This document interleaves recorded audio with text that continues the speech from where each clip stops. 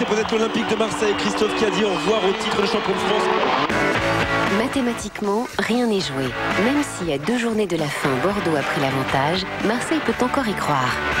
Tour des stades, les actions et les buts à chaud sur tous les terrains. C'est un final de rêve qui nous attend ce soir, avec du suspense à tous les niveaux, puisqu'on joue pour le titre, pour l'Europe et pour le maintien. 37e journée de Ligue 1 à vivre en direct et en multiplex dans Multifoot, ce soir 20h10 sur Canal+.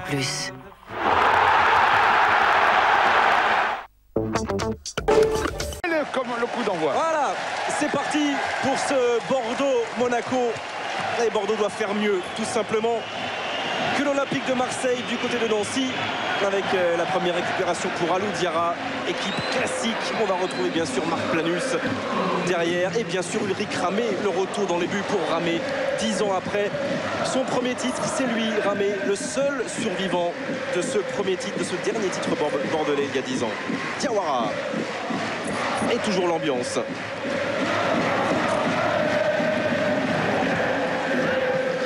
On se souvient du match aller qui avait été exceptionnel. Ça avait été un direct un dimanche soir sur Canal juste avant Noël. Monaco menait 3-0 à la 49e minute avant d'encaisser 4 buts bordelais. C'est ce soir-là un petit peu aussi que c'était joué la saison bordelaise. Oui. Grégoire, on va aller faire un tour du côté de Nancy parce qu'on vous l'a dit, le titre de champion de France dépendra de ce qui se passe à Nancy, entre Nancy et Marseille. David Berger, Olivier Rouillet. Et c'est parti à 100 à l'heure avec, après 50 secondes de jeu, déjà une offensive marseillaise et un premier tir signé Paki Koné. Regardez les Marseillais qui sont parfaitement rentrés dans cette rencontre. On avait senti déjà, Olivier, une énorme motivation, même sur le banc des remplaçants. On se tapait la main comme si c'était une finale aujourd'hui. Et les Marseillais, justement, ont pris ce match comme il le fallait. Oui, absolument. Grosse concentration de la part des Marseillais. On a vu Brandao offrir un premier bon ballon à Koné. Là, voilà, c'est Mamadou Niang qui va tenter de déborder. Ouais, le débordement, le centre de Niang. Et bonne prise de balle de Gregorini. Ouais, Brandao n'a pas suffisamment coupé la trajectoire du ballon pour surprendre Gregorini, mais en tout cas la pression, elle est marseillaise. Ils sont maîtres du ballon en ce début de première période. Ouais, Baki Koné qui on retrouve, qui est fauché, qui obtiendra un coup franc. Koné qui n'était pas titulaire lors du dernier match contre l'Olympique Lyonnais et qui la profite de l'absence de Ben Arfa qui est resté à la maison. Les Marseillais qui continuent avec Valbuena qui est un petit peu glissé. On va préciser que Nancy en face joue, on le rappelle, avec un milieu de terrain très renforcé, que Pablo Correa n'est pas sur le banc. C'est Paul Fischer, qui coach aujourd'hui. Correa qui a subi une petite intervention chirurgicale cette semaine et qui est chez lui pour suivre ce match. Mandanda. Et grosse ambiance là aussi à l'applaudimètre. En tout cas, ce sont les Marseillais, hein, les supporters marseillais derrière le but de Gregorini. Alors qu'on a vraiment des Marseillais qui sont résolument offensif, puisque Valbuena est au maximum aux côtés de Brandao. Alors attention justement de ne pas se laisser surprendre par les grands ballons des Nancéens. Zarka qui avait essayé d'orienter ce jeu. Luis et puis Ferret. Faute sifflé par Bertrand Layek, l'arbitre de ce match. Voilà, vous avez aperçu Eric Guéretz qui a suivi avec beaucoup d'attention tout l'échauffement et puis ensuite il s'est rassis aux côtés de Pape Diouf. Ils ne se parlaient pas tous les deux, mais ils étaient côte à côte vraiment déjà dans le match. Ouais, bonne transversale avec une possibilité pour les Nancéens avec ce centre bien repoussé par la défense marseillaise provisoirement peut-être. Un bon dégagement ensuite de Lorik Sana. Voilà, Brandao et une faute. Ouais, faute de Macanuso sur Brandao qui délibérément a poussé l'attaquant brésilien de Marseille. Alors je vous le disais, hein, ce qu'il faut... Le premier but de la soirée, il est pour les Lyonnais et Karim Benzema, c'est cela Thierry David? Hors-jeu Thierry? Hors-jeu, Eric. On va rester avec vous, on va le revoir, on va rester avec vous. Allez, on va revoir tout ça effectivement pour voir que Karim Benzema n'était pas Philippe Janot en position de hors-jeu. C'est très limite. En tout cas, une équipe lyonnaise qui maîtrise ce début de match, qui a le plus souvent le ballon, mais qui laisse quand même beaucoup d'espace. Oh, c'est Marseille qui vient d'ouvrir le score. Là aussi, refusé pour hors-jeu ou pas? Et non, Eric, hors-jeu. Deuxième but annulé en ce début de soirée. On va peut-être revoir tout ça parce que Brandao n'a pas l'air vraiment d'accord. David et Olivier, vous savez qu'on a Joël Quignou avec nous, hein, donc on va revoir ça avec Joël. Joël, regardons ça ensemble. Alors Joël découvre les images. Ah non, il n'y a pas de hors-jeu. Non, effectivement. effectivement, Brandao part derrière son défenseur. Donc peut-être qu'il a signalé une autre faute, mais en tout cas, pas de possibilité de hors-jeu sur les images qu'on a vues. Oh, il y a Christophe Dugarry qui dit il y a un mètre, hein, Christophe. C'est incroyable. C'est vrai que je ne vois pas comment l'arbitre de touche pouvait être placé comme ça pour se trouver voir qu'il y avait hors-jeu. C'est assez étonnant. David, Olivier, coup dur pour les Marseillais quand même d'entrée de jeu. Oui, Eric, et en plus l'arbitre assistant a levé son drapeau, mais à retardement. Et c'est vrai qu'on ne comprend pas comment il a pu imaginer un seul instant que Brandao était en position de hors-jeu. C'est vraiment assez surprenant. Une première décision lourde, très très lourde de conséquences, parce que ça confirmait l'énorme pression mise par l'Olympique de Marseille après 5 minutes de jeu. Et ça va se poursuivre avec un coup franc que va tirer Benoît Chirou. Brandao qui a donc vu son but annulé dès les premières minutes, lui qui sera absent pour le tout dernier match. On y reviendra en compagnie de Lorin Sana notamment. Ils sont suspendus. Nouveau centre et bonne prise de balle de Grégorini. On en reste à 0-0. Et c'est parti fort, hein, parce qu'on rappelle que si Marseille marque, Marseille revient à 1 point des Girondins de Bordeaux. On suit cette occasion et ensuite on retourne à Lyon. Issiardia justement qui a cherché à frapper, il est contré, et Mandanda qui évite le corner. Alors on peut retourner du côté de Lyon. Lyon-Caen, toujours 0-0. Thierry David et Philippe Janol. Racontez-nous ces un peu plus de 5 premières minutes. Alors déjà vous avez vu messieurs que Lyon avait ouvert la marque par l'intermédiaire de Karim Benzema, un but qui a été signalé en position de hors-jeu, signalé à tort Philippe Janol. Oui, c'était très limite en tout cas, mais toujours cette volonté pour les Lyonnais encore une fois d'aller très vite vers l'avant, très peu de touches de balle, un contrôle, une passe, et notamment Juninho qui est à l'origine de quasiment tous les ballons donnés en profondeur. Et un nouveau corner concédé par l'équipe de Franck Dumas que s'en va aller jouer Kim Kallström là-bas. Un petit mot sur l'avant-match qu'on n'a pas eu l'occasion de vivre ensemble, chargé en émotion avec des tifos géants à l'effigie de Juninho. Reste avec nous Juninho, pouvait-on lire un petit peu partout, on viendra. On les verra dans le jour de foot tout à l'heure Thierry, on les verra dans le jour de foot. Voilà, pour l'instant on suit ce corner avec Kim Kallström. Avec un ballon qui est remis dans la surface de réparation puis dégagé par les Canets qui font bloc derrière Philippe pour l'instant. Oui, solidaire et puis surtout prompt à contre-attaquer. On a vu déjà 2-3 contre-attaques et avec un petit peu plus d'adresse, ils auraient pu mettre en danger Loris, le gardien lyonnais. Voilà, avec un ballon pour Jean-Alain Boumsong maintenant, pression maximale sur la défense cannaise. Vous voyez que les Lyonnais jouent très très haut. Et un ballon qui va être finalement dégagé par ceux puis par Barsola. On va tenter de jouer avec Ben Kalfala. Ben Kalfala qui est à la lutte avec Boumsong. Ben Kalfala qui va déborder pour centrer. Ben Kalfala, un ballon qui est contré par Jean-Alain Boumsong. Les Canets qui jouent en 4-4-2. Ben Kalfala étant en soutien de Savidan.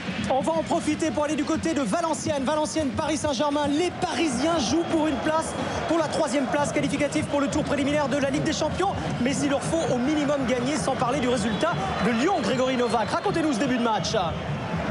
7 minutes de jeu, le Paris Saint-Germain qui a plutôt dominé mais qui vient de faire face à 2 occasions valenciennoises. Vous venez de voir cette occasion pour Gaël Danic, une frappe croisée qui passait à quelques centimètres du but de Michael Andro. Mais dans l'ensemble, c'est le Paris Saint-Germain qui domine ce début de match, qui a aussi s'est créé 2 belles occasions, une par Julie, une par Peggy Louindoula. Alors on rappelle que Jérôme Bretagne est absent, que Guillaume Moirot est toujours absent. Il pourrait revenir le week-end prochain face à Monaco, mais rien n'est sûr. Et donc Peggy Louindoula et Mattia Kezman sont en pointe dans cette équipe du Paris Saint-Germain.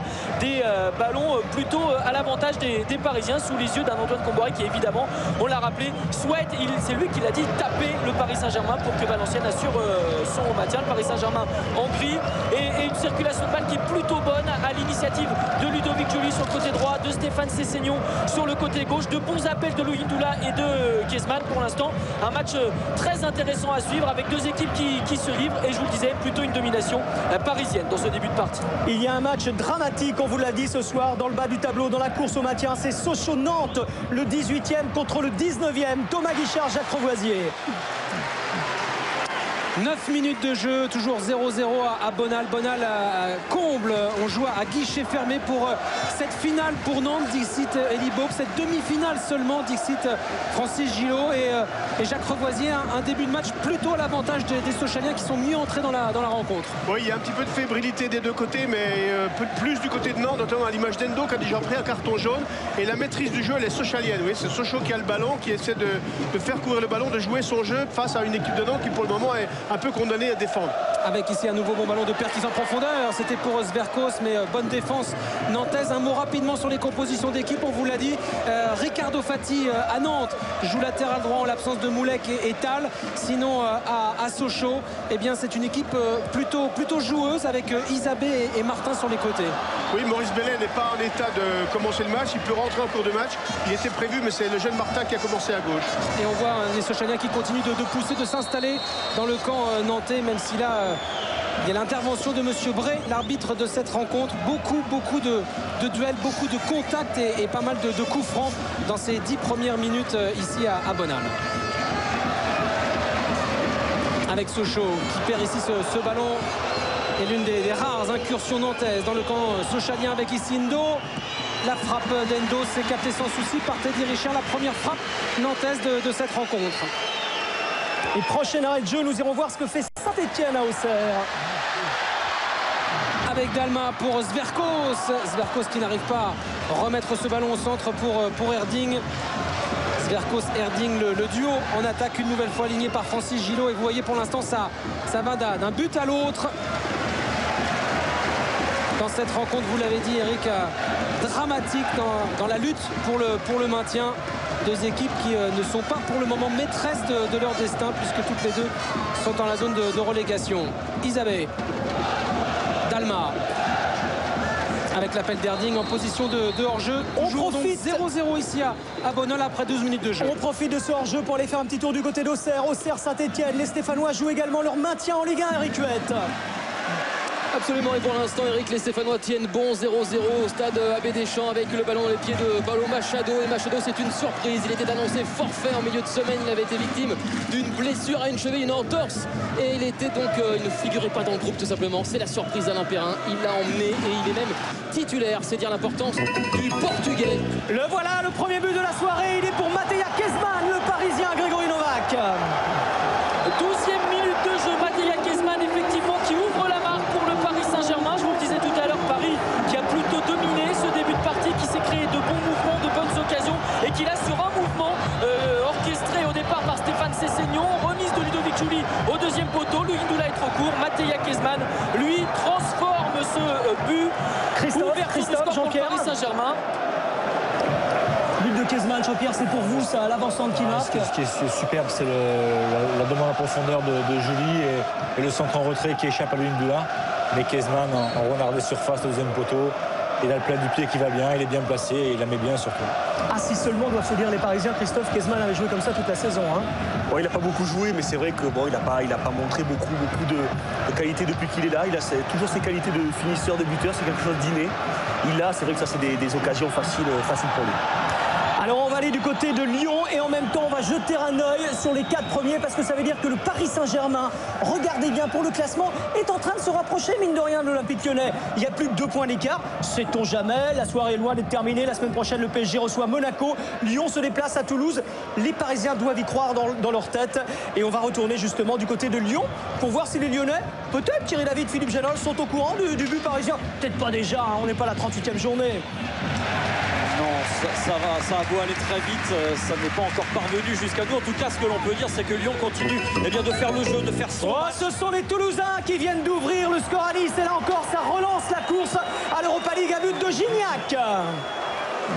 Le meilleur buteur de Ligue 1, André-Pierre Gignac, 23e but de la saison. Il rentre dans l'histoire du club. Jamais un Toulousain n'avait marqué autant de buts en une saison. Toulouse qui dominait et Toulouse qui du coup est en train de transformer l'essai. Ils avaient la pression.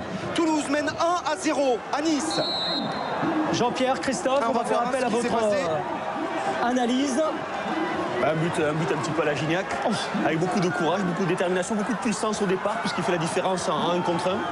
Et puis après, sur Kanté, puis après, il y a un petit peu de réussite, mais on voit toujours son insistance à aller dans la surface de vérité et à y croire jusqu'au bout. Et c'est vrai qu'à marquer 23 buts, c'est un score impressionnant. Vraiment. Ouais, les Niçois qui réagissent tout de suite, Sébastien Dupuis, avant que nous revoyions le classement, parce qu'il a bougé pour l'Europa League. On va regarder ça. Ce but de Toulouse, ça change quoi exactement? Est-ce qu'on peut jeter un œil sur le classement pour l'Europa League? Eh bien, ça fait que Toulouse, je vous rappelle que les 4e et 5e places sont qualificatifs pour l'Europa League.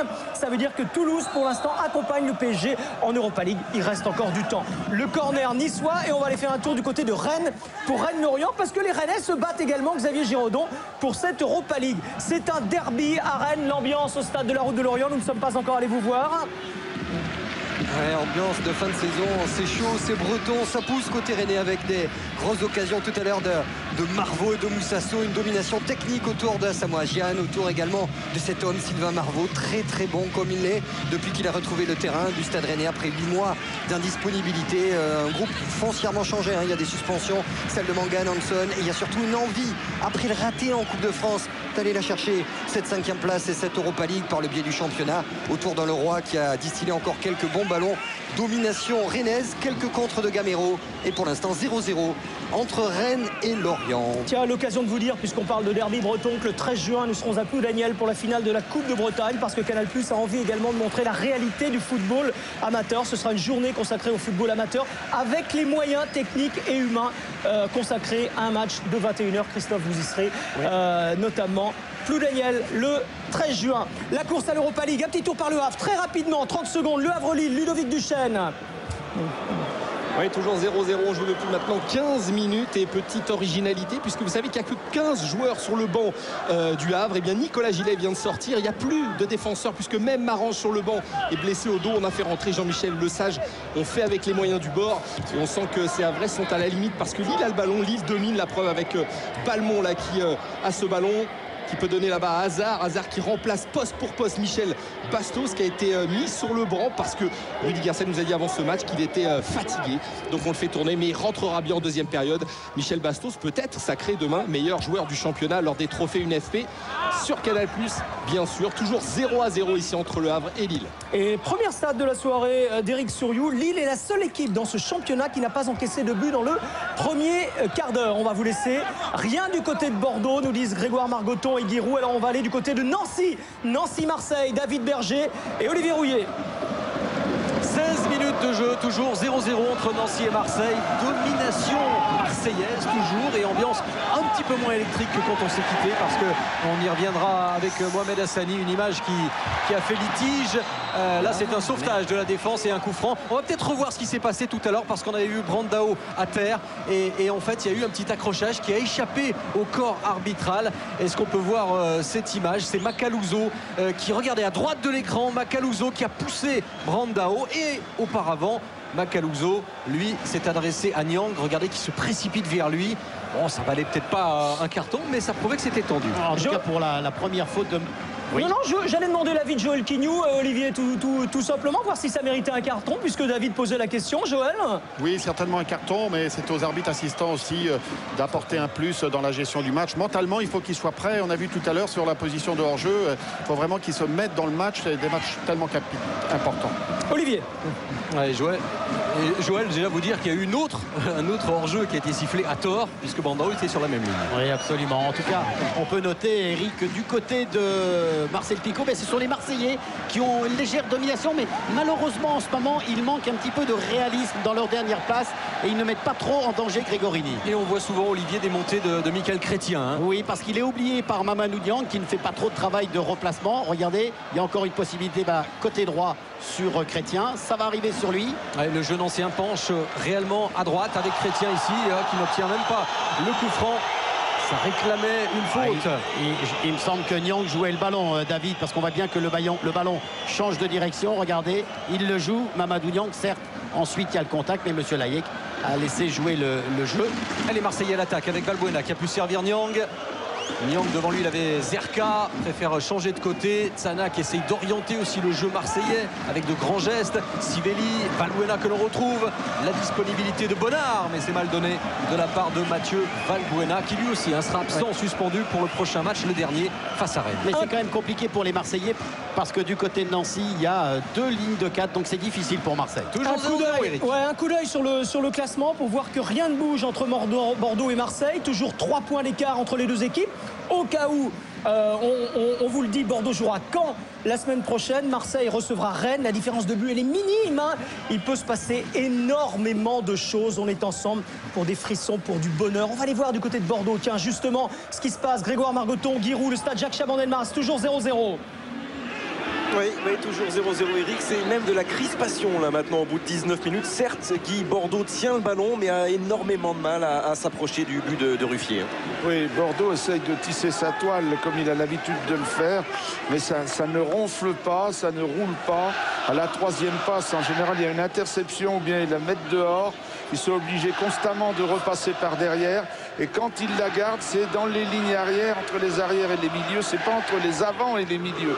Donc, pratiquement pas d'occasion. Un tir de Jussier qui est arrivé dans les bras du gardien de but monégasque contre une occasion monégasque avec un centre qui n'a pas pu être pris par Parc. Voilà, pour l'instant, Monaco solide et Bordeaux un petit peu crispé. Alors, crispation, on va vous laisser. Match crispé ou pas, Sochaux-Nantes, match dramatique, on l'a dit. Thomas Guichard, Jacques Revoisier. Toujours 0-0 également chez vous. Toujours 0-0 ici après 21 minutes de jeu. Bien, un match qui s'est un petit peu équilibré. Match électrique. Énormément de fautes. Déjà 3 cartons jaunes. Et la très belle occasion. Regardez, Bruno Hollin vous la propose à l'instant. La très belle occasion pour ici Nantes. Avec Beckham Menga et la parade salvatrice de Teddy Richet. Oui, parce que c'est Sochaux qui dominait. Mais sur les comptes, c'est Nantes qui était vraiment le plus dangereux à l'image de cette frappe. Et je trouve que Sochaux a du mal à mettre son jeu en place. Vous voyez, dans la dernière passe, en difficulté. Un match très heurté en tout cas.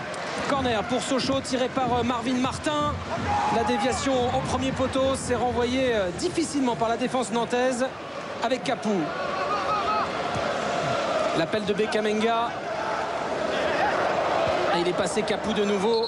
Et bon retour de Stéphane Dalma. Mais Monsieur Bray revient à la première faute sur Beckham Menga et coup franc pour Nantes. On va en profiter pour voir le classement. Je vous donne la parole, Jacques. Attention. Des deux côtés, on sent que... But tout ça, hors-jeu. On va y aller quand même. On va aller voir si là le hors-jeu était litigieux ou pas. On va aller du côté de Valenciennes. Valenciennes PSG. Grégory Novak, large hors-jeu ou pas? C'est Ludovic Giuli qui est ici hors jeu effectivement au moment de la passe de Peguelundia. C'est assez léger effectivement. En revanche sur le but tout à l'heure au départ, Ludovic Giuli, vous savez que c'est lui qui est au départ de l'action. Sur le but, Ludovic Giuli était très clairement hors jeu au départ de l'action et sur le but accordé au Paris Saint-Germain. Toujours 1-0 pour le PSG après 21 minutes de jeu. Dès qu'il y a but, on va sur le terrain, la petite musique. Après, ça fait 3 fois qu'il y a hors-jeu ce soir, mais ça veut dire qu'il se passe des choses. On est parti sur un rythme effréné cette 37e et avant-dernière journée. On va vous laisser, on parlait de la course pour le maintien. On va aller du côté d'Auxerre pour Auxerre-Saint-Etienne, rejoindre Eric Huet. Et puis en même temps, si on peut montrer le classement pour voir où on en est dans le bas du classement, ça n'a pas vraiment énormément bougé. Hein. On va regarder tout ça. Sochaux et Nantes, toujours 18 et 19e. Saint-Etienne, toujours un point d'avance sur le premier relégable, Eric Huet. Et Saint-Etienne qui a la possession de cette balle depuis maintenant une bonne dizaine de minutes face à des Auxerrois un petit peu tranquilles. Attention à Kevin Miralas qui chipe ce ballon perdu par les Auxerrois et pas de faute sur le Belge selon l'arbitre Freddy Fautrel. Ballon récupéré du coup par Bielsa qui va le mettre en touche. Alors on profite pour bouger et aller du côté du Mans. Nous n'y sommes pas encore allés. Le Mans-Grenoble. Philippe Carayon rappelle que les Manceaux n'ont que 2 points d'avance sur le premier relégable. Ils n'ont jamais été aussi mal classés de la saison et ils se font peur ce soir. Exactement, parce qu'ils nous l'ont bien dit avant le match, ce soir, seule la victoire sera belle. Sinon, tout autre résultat serait mauvais et mettrait encore plus le Mans en péril à l'occasion de la dernière journée. Eh bien, contrairement à ce que les Manceaux nous disaient en avant-match, ils affichaient plutôt de la confiance. Disons qu'il manque pas mal d'entrain en ce début de rencontre. Le premier quart d'heure a été un vrai tour de chauffe. Et puis, ça s'est un petit peu accéléré avec une première occasion grenobloise pour Courtois, qui a piqué au vif, visiblement, ces Manceaux qui se sont vraiment réveillés. Donc, 2 occasions lors des 5 dernières minutes. Une première pour Gervinho, qui est certainement le Manceau le plus remuant côté droit. Et la deuxième, il y a 2 minutes, sur une superbe reprise de volée de Stromstad, titularisé en milieu de terrain, alors que devant Elsta est remplaçant. Sa place est prise par Le Talec. Donc 2 occasions à 1 pour l'instant pour les Manceaux qui semblent enfin prendre ce match par le bon bout. On va aller jusqu'à la fin de cette occasion. Encore une fois, vous voyez, initié par Gervinho, le 1-2 et Gervinho qui manque de reprendre ce ballon capté en 2 temps par Vimbé. La course au titre Nancy-Marseille. Avant de donner la parole à David Berger et Olivier Rouillet, j'aimerais qu'on fasse un petit point avec Christophe et Jean-Pierre Papin. Est-ce qu'on peut aller à Nancy pour Nancy-Marseille? Voilà, la course au titre, c'est le match qui nous intéresse. Christophe, toujours 0-0 entre Nancy et Marseille, 0-0 entre Bordeaux et Monaco après quasiment 25 minutes de jeu. Première analyse. Beaucoup d'applications. C'est vrai que les 2 équipes essaient de mettre leur jeu en place. C'est pas forcément évident. Il y a un peu de tension, un peu d'appréhension, mais on voit, nous qui avons tous les matchs en même temps sur ce grand écran, c'est vrai qu'on voit qu'il y a beaucoup de rythme quand même à travers tous les matchs, beaucoup d'engagement, beaucoup de détermination entre ceux qui jouent pour le haut et ceux qui jouent pour le bas. Donc pour l'instant, pas beaucoup de buts, mais beaucoup de rythme sur tous les matchs. Jean-Pierre Papin. Un peu la même analyse que Christophe. C'est vrai que ça bouge énormément sur tous les terrains. Bon, c'est vrai que pour les deux premiers, on sent qu'il y a quand même beaucoup de concentration. On ne fait pas n'importe quoi, on essaye vraiment de tirer son épingle du jeu pour mettre son empreinte sur le match. Mais tout le monde joue le jeu comme il faut et ça va être compliqué jusqu'au bout, je pense. On va dire, David et Olivier, que le temps joue en faveur des Marseillais. Oui, alors c'est vrai qu'il y a du rythme, mais c'est quand même très très confus. Alors on en vient à se demander si c'est pas l'organisation, Olivier, l'organisation de Nancy. Ouais, la berge. Non, juste une chose quand même, à ce match, il y a 1-0, il n'y a pas 0-0. Je veux dire, il y avait 0, l'arbitre n'a pas accepté le but. Ouais, mais non, mais il va quand même falloir se placer sur le problème. Ça fait le 6e ou 7e match qui est très important et où les décisions, à un moment, sont quand même capitales dans des matchs comme ça. Alors effectivement, on en a longuement parlé, on l'a vu effectivement qu'il n'y avait pas en jeu tout à l'heure.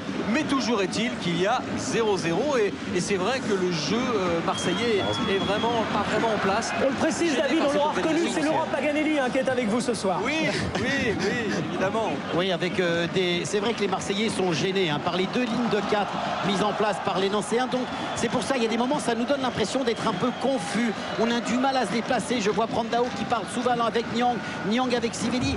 On sent pas encore vraiment, peut-être là sur ce ballon de Brandao. Oui, Brandao justement qui essaie de passer Macaluso, qui a poussé un petit peu trop son ballon et bonne sortie de Gregorini qui obtiendra même le coup franc. Il y a vraiment un duel entre Brandao et Macaluso. Ils ne se font aucun cadeau, mais il faudrait peut-être plus de simplicité, plus de limpidité dans le jeu marseillais pour arriver à mettre en danger la défense nancéenne. Certes, il y a un duel, vous voyez, il y a une faute commise par Brandao, mais il est obligatoire pour les Marseillais d'arriver à avoir un jeu beaucoup plus limpide.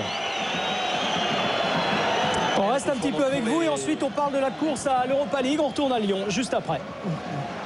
Allez, les Nancéens qui restent sur 6 matchs d'affilée sans la moindre défaite et qui savaient qu'il fallait répondre physiquement aux défis marseillais. Pour l'instant, ils y répondent parfaitement. Alors, est-ce que le temps joue en faveur des Marseillais? On va le savoir. En tout cas, pour l'instant, les meilleures occasions sont quand même marseillaises.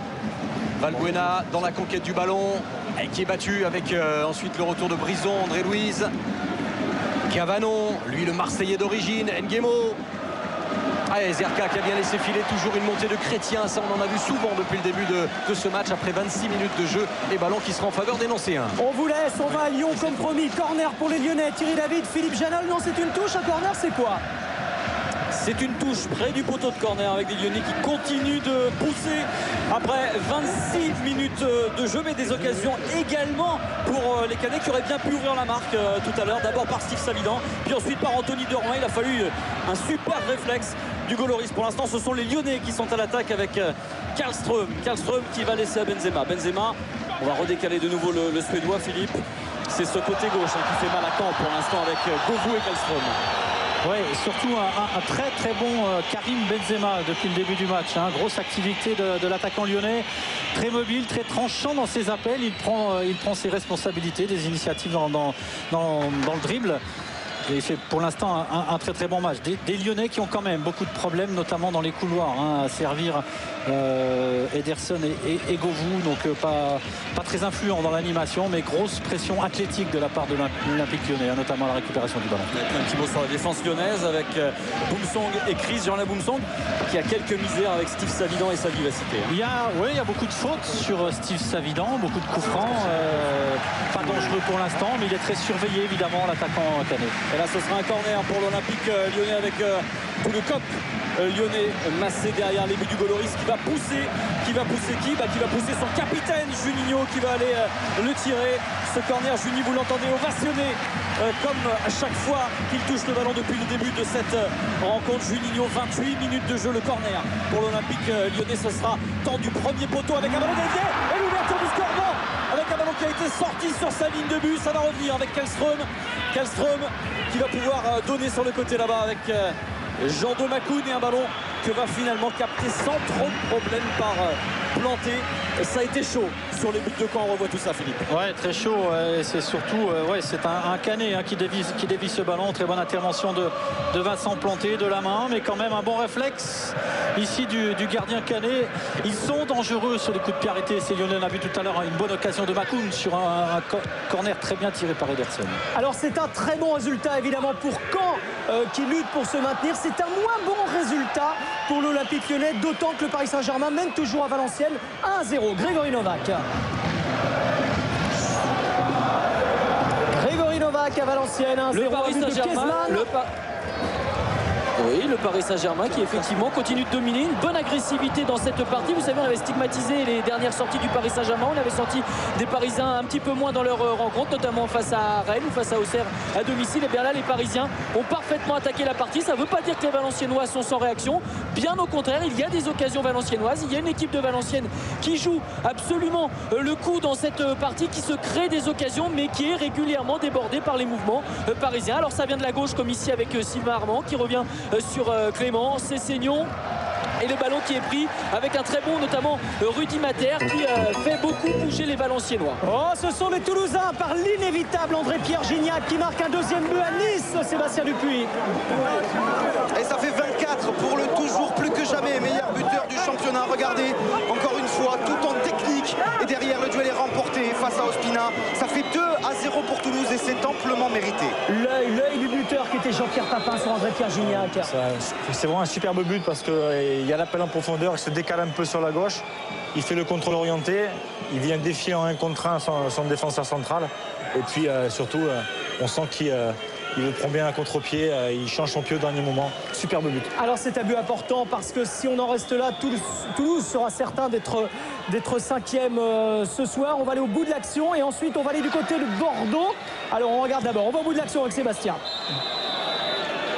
Il n'y a rien, Sébastien, on vous laisse, on va du côté de Bordeaux car Monaco, Grégoire Margoton et Giroud a failli ouvrir le score il y a 2 minutes. On réembobine pour la première fois de la soirée. Oui, énorme occasion, c'était la 29e minute, le débordement de Pinot et ce centre devant. Pinot, un centre qui passe devant le but, qui passe entre les jambes de Parc et qui est repris ensuite de voler, mais à ce moment-là contré. C'est une très belle occasion parce que les défenseurs bordelais se sont jetés malencontreusement. Heureusement pour eux, la finition n'a pas été au rendez-vous. Toujours 0-0 à Bordeaux. Et Christophe Dugarry a failli mourir sur le plateau. Qu'est-ce que c'est? C'est un coup franc. C'est un coup franc. On va rester avec vous. On va suivre ce coup franc. On ira beaucoup plus du côté de Bordeaux en seconde période, forcément. Mais pour l'instant, 0-0. On regarde le coup franc et puis on vous laisse. Alors on regarde le coup franc. But marseillais. On va lancer pour le but marseillais. On reste en double fenêtre. Que de Marseille. Qui c'est qui le marque? Je sais pas, c'est pas Brandao qui l'a. Oh oui, ça a été une frappe déviée, contrée. Grégorini a été surpris, mais toujours est-il que Marseille. Enlevez, sortez de Bordeaux. On va à Nancy pour lancer Marseille. Ah oui, ce serait bien. Là, c'est toujours pas bon, mais on va voir. En tout cas, Marseille mène bien 0. Voilà, on revoit le ralenti, Olivier. Oui, avec ce bon travail entre Koné et Bonnard. Bonnard qui va redonner à Koné le centre de Valbuena va être dévié. Voilà, il arrive sur Bonnard qui frappe et ce ballon est détourné. Je ne sais pas si c'est Brandao, il me semble que c'est Macaluso. Oui, c'est Macaluso qui détourne son ballon. Grégorini avait anticipé, il avait anticipé la frappe, il était couché. Donc but contre son camp de Macaluso. 1-0 pour l'Olympique de Marseille au moment où on allait vous dire que c'était confus, notamment dans le dernier geste. Une demi-heure ont suffi donc pour les Marseillais pour ouvrir le score. C'est assez logique, hein, Laurent, même vu du terrain. Ah oui. Mais à Jean-Pierre Papé, il ne le donnerait pas à Macaluso, je vous le dis. S'il était dévié, demande à Jean-Pierre à qui le donne. Bon, Jean-Pierre, vous donnez à Macaluso ou pas? Je donne à Bonnard. Voilà. Et le classement, c'est le plus important, messieurs. Le classement tout de suite, on va regarder ça parce qu'à l'heure qu'il est, l'Olympique de Marseille revient à 1 point des Girondins de Bordeaux, tenus en échec à domicile par l'équipe de Monaco. 1 point d'écart simplement. Si on en restait là, la très très belle affaire de la soirée, elle est forcément pour l'Olympique de Marseille. On reste un petit peu avec vous. Oui, parce qu'on va surveiller évidemment la réaction de Nancy, mais aussi on sait que les Marseillais vont être encore plus en confiance, eux qui bien restent sur 7 victoires d'affilée en déplacement, qui vont vouloir vraiment continuer d'attaquer, Olivier, c'est clair, pour se mettre à l'abri, pour surtout garder l'ascendant sur l'adversaire. Oui, et on s'aperçoit que Valbuena est de plus en plus à la manœuvre. Encore un bon décalage pour Bonnard. Bonnard qui a voulu chercher Koné. Alors, ils ont piqué le ballon. Pénalty à Lyon. Oui, complètement. Pénalty à Lyon. C'est vrai. Oh, pénalty à Lyon. Pénalty pour les Lyonnais. Juninho. Pénalty pour Lyon. Pour une faute sur Juninho, on va revoir ça. Philippe Janol, incontestable. Ouais, incontestable sur encore une fois un bon travail de Karim Benzema, un bon relais avec Juninho. But de Sochaux, on y va dans quelques instants. Sochaux a marqué, on se recalera, on vit le pénalty de Juninho, peut-être le 100e but de Juninho, et on retourne à Sochaux ensuite. Lyon d'abord, Lyon quand d'abord. Le 100e but. Juninho face à Planté pour peut-être son 100e but sous les couleurs lyonnaises. C'est fait.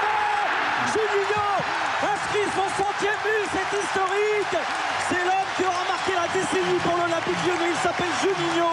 Il vient d'inscrire à l'instant son 100e but pour l'OL et permet aux Lyonnais de consolider leur 3e place. Ouais, c'est surtout récompensé aussi par... Allez-y Philippe, allez-y avant d'aller à Sochaux, allez-y. Ouais, il est récompensé, c'est toute l'équipe qui est récompensée. L'équipe lyonnaise qui jouait de plus en plus haut, qui récupérait de plus en plus de ballons, avec notamment un excellent Jérémy Toulalan. Et puis finalement, c'est Juninho avec un relais, Benzema qui trouve la profondeur, qui est dans la surface. Penalty indiscutable.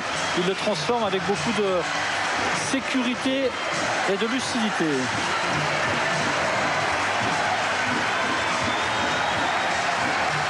Alors, c'est le 100e but de Juninho, Thierry l'a dit, c'est un but extrêmement important parce que pour l'instant, c'est un but qui assure l'Olympique Lyonnais de jouer le tour préliminaire de la Ligue des Champions. On n'en est pas là, mais c'est une soirée chargée d'émotions. Direction Sochaux, on a vu Thomas Guichard et Jacques Crevoisier que les Sochaliens avaient marqué face à Nantes. Oh, but des Girondins de Bordeaux. On tournera à Sochaux tout à l'heure. Bordeaux vient de marquer. Grégoire. Pour Marouane Chamakh et pour les Girondins de Bordeaux, le passeur décisif s'appelle encore une fois Yoann Gourcuff sur coup franc, et le buteur pour la 13e fois cette saison, de la tête encore, c'est Marouane Chamakh. Bordeaux enfin décoince une situation très crispée jusque-là. Oui, c'était le long de la ligne, un petit peu plus près que le corner, et Gourcuff a tiré un coup franc très aérien, et plus c'est aérien, plus Chamakh monte haut.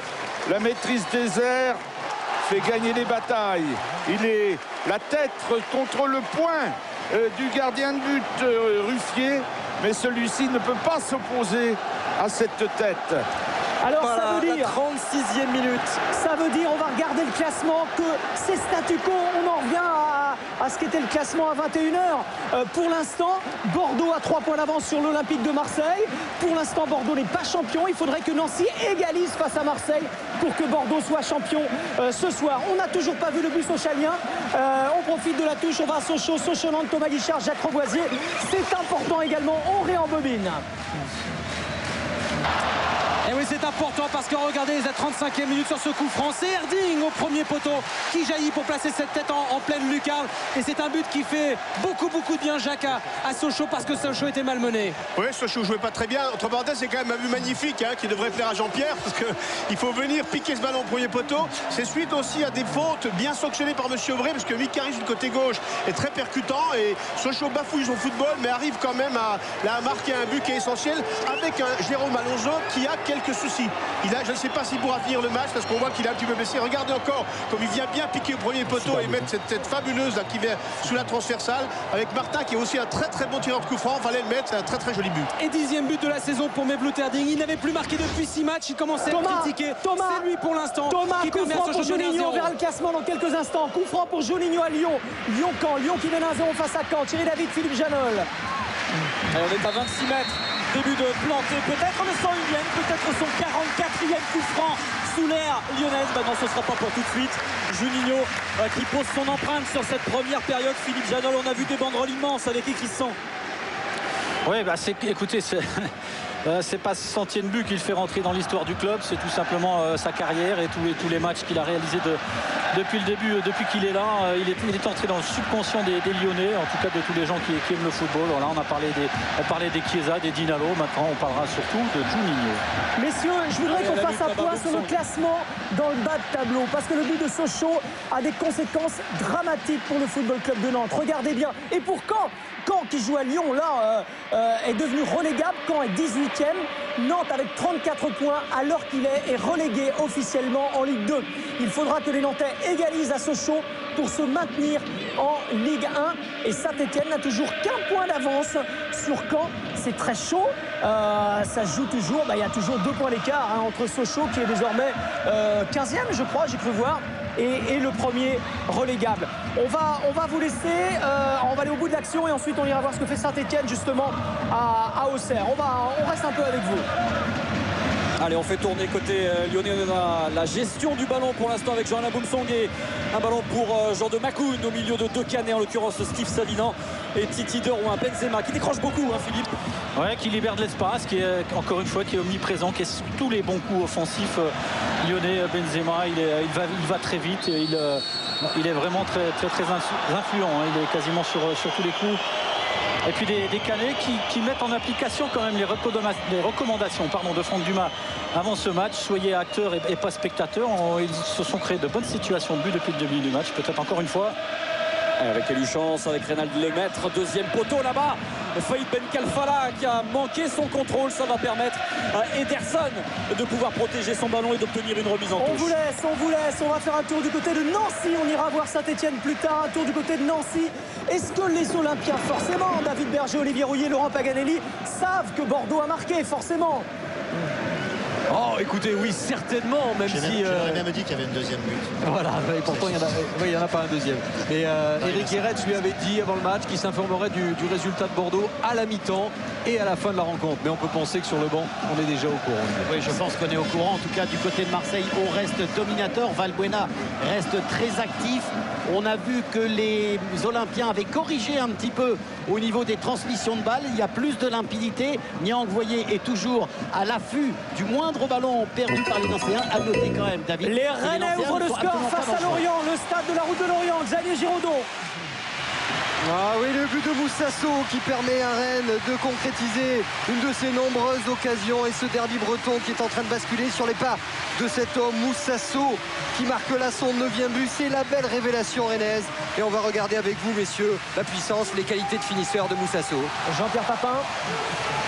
C'est du Moussasso tout craché, je dirais. Il va au bout de lui-même avec sa puissance, et puis il met une belle frappe croisée à la sortie. C'est un très joli but.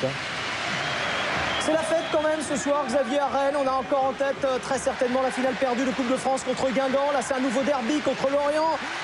Les Rennais croient encore à l'Europe. On va le voir. Rennes mène donc 1-0 grâce à ce but de Moussasso. On va voir le classement. Les Rennais pensent encore disputer l'Europa League. Ça reste vraiment un objectif. Il faut être 5e pour ça. Ils sont à 2 points de Toulouse. Oui. Mais ils ont raté cette occasion rare en finale de la Coupe de France. Ça leur a peut-être fait du bien parce qu'ils se sont ressoudés avec les blessures, les suspensions. On va aller au bout, on veut jouer un super match à Marseille lors de la dernière journée. Ça passe par une victoire ce soir face à Lorient qui est complètement dominé, qui est pris en vitesse. À noter également, c'est important, la blessure d'Assam Ouadjian qui avait été très bon et qui s'est claqué, sorti il y a quelques instants, remplacé par Kambo et Coco. Vous parliez d'ambiance, écoutez autour de nous, c'est la fête, c'est pas encore l'Europe. Il y aura un feu d'artifice tout à l'heure, mais Rennes est logiquement récompensé d'une très belle première mi-temps. On va vous laisser, on va aller 30 secondes du côté du Havre voir ce que fait Lille, parce que la Coupe d'Europe est en train de s'éloigner pour les Lillois, Ludovic Duchesne. Oui, car contrairement aux Toulousains, bien du côté de Lille, on n'arrive toujours pas à marquer à cause de cet homme. Vous le voyez en ce moment à l'écran, c'est Christophe Revaux qui a remporté 2 duels très importants. Le premier contre Balmont, tout seul à 5 mètres. Balmont n'a pas réussi à marquer. Et ensuite, Vitek qui s'est présenté absolument tout seul devant Christophe Revaux. Et encore une fois, Christophe Revaux a sorti ce ballon. Des Lillois qui dominent, qui ont la maîtrise du jeu. Attention en contre, quand même, ils se mettent en danger. Et ils essayent à chaque fois de faire la différence, de passer par les ailes, soit Hazard à gauche, soit Obraniak du côté droit. Mais pour l'instant, pas plus de réussite. Mais on sent qu'on commence à monter en régime. Du côté lillois, notamment avec Mavouba, Cabaye, Balmont. Ça va de plus en plus vite. Et du côté Havrais, on a un peu de mal à suivre. Ouais, Lille doit gagner ce soir, mais les Lillois sont les seuls qui n'ont pas gagné un seul match sur les 6 dernières journées. On vous laisse On va retourner du côté de Valenciennes. Valenciennes PSG, ça fait un moment qu'on n'est pas allé vous voir. Grégory Novak, toujours 1-0 pour le PSG. Et superbe coup franc. Toujours 1-0 pour le PSG, un petit peu plus de 2 minutes de la fin du temps réglementaire dans cette première période. Un coup franc pour le Paris Saint-Germain. On est allé à 25 mètres du but de Nicolas Pento. Les Parisiens qui sont toujours dominateurs dans cette première période. C'est Stéphane Sessegnon qui va s'élancer. Ballon dans le mur, deuxième fois pour Sessegnon, elle est déviée. C'est capté finalement par Nicolas Pento. Et Valenciennes a un peu plus de mal dans cette fin de première période. On a dit les Valenciennois ont fait une première mi-temps plutôt bonne, avec de bonnes réactions après l'ouverture du score signé Matéa Kezman à la 7e minute de cette partie. Mais Valenciennes tire un petit peu la langue. Vous savez que ces dernières semaines, Antoine Comboré a du mal à constituer un groupe. Grégory, on vous laisse un coup franc très dangereux pour les Sochaliens face à Nantes, l'occasion de breaker. Et si les Sochaliens marquaient, ça expédierait les Nantais en Ligue 2 très certainement. Thomas Guichard, Jacques Revoisier. Ouais, c'est parti avec le deuxième but.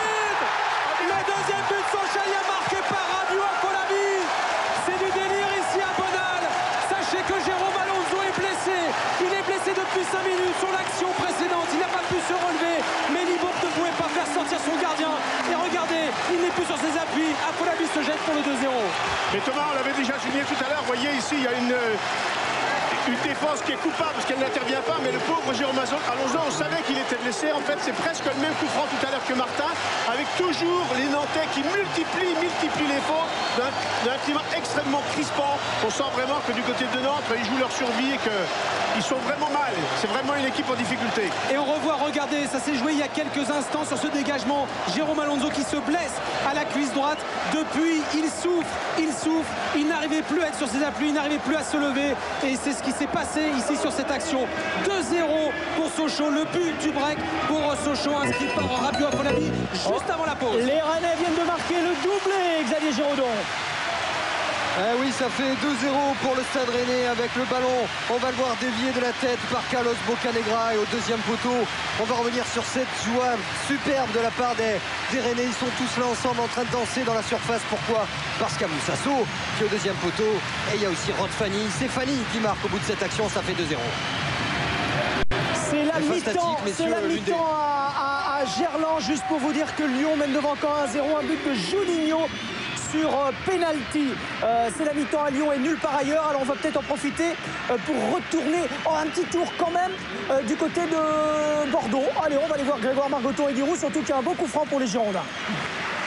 Il y a un beau coup franc frappé par Gourcuff avec la tête de Goulou qui pour l'instant éloigne le danger. On le rappelle, Bordeaux mène toujours 1-0 alors que M. Aurillac siffle la fin de cette première période. Le buteur, c'est sa 13e réalisation cette saison, c'est Chamac. Bordeaux mène 1-0 à la pause. Ça a été dur dit. Oh, difficile, ils n'ont jamais pu prendre le meilleur sur Monaco, sauf sur une balle arrêtée, ce qui est d'ailleurs leur grande spécialité, puisqu'ils sont à peu près à 50% de buts sur balle arrêtée. C'est la meilleure équipe française, je crois. Et ma foi, quand on a une force, autant s'en servir. Voilà, en tout cas, c'est la pause ici à Bordeaux. Eric et Ruffier n'a rien pu faire tout à l'heure face à Chamac. Bordeaux mène 1-0. Et dommage que vous n'ayez pas vu Christophe Dugarry, on le verra tout à l'heure, serrer des points. Est-ce qu'on écoute? Non, parce que ça joue encore du côté de Nancy. On écoutera les interviews tout à l'heure. On va à Nancy pour Nancy-Marseille. Priorité au jeu. Nancy-Marseille, David Berger, Olivier Rouillet. Avec Benjamin. Toujours 1-0 pour l'Olympique de Marseille. On est dans le temps additionnel. Et ben voilà, c'est la mi-temps et Marseille mène donc à la... Oui, c'est sûr. C'est un but contre son camp de Macaluso. Alors, c'est la mi-temps à Nancy, c'est la mi-temps à Valenciennes. Valenciennes, Paris Saint-Germain, le PSG mène à Valenciennes 1-0. L'OM mène face à Nancy 1-0. Un but de Macaluso contre son camp. Où est-ce que ça joue? Du côté de Nice, où Toulouse mène 2-0. Il y a un beau coup franc également, un doublé de Gignac. Sébastien Dupuis. Oui.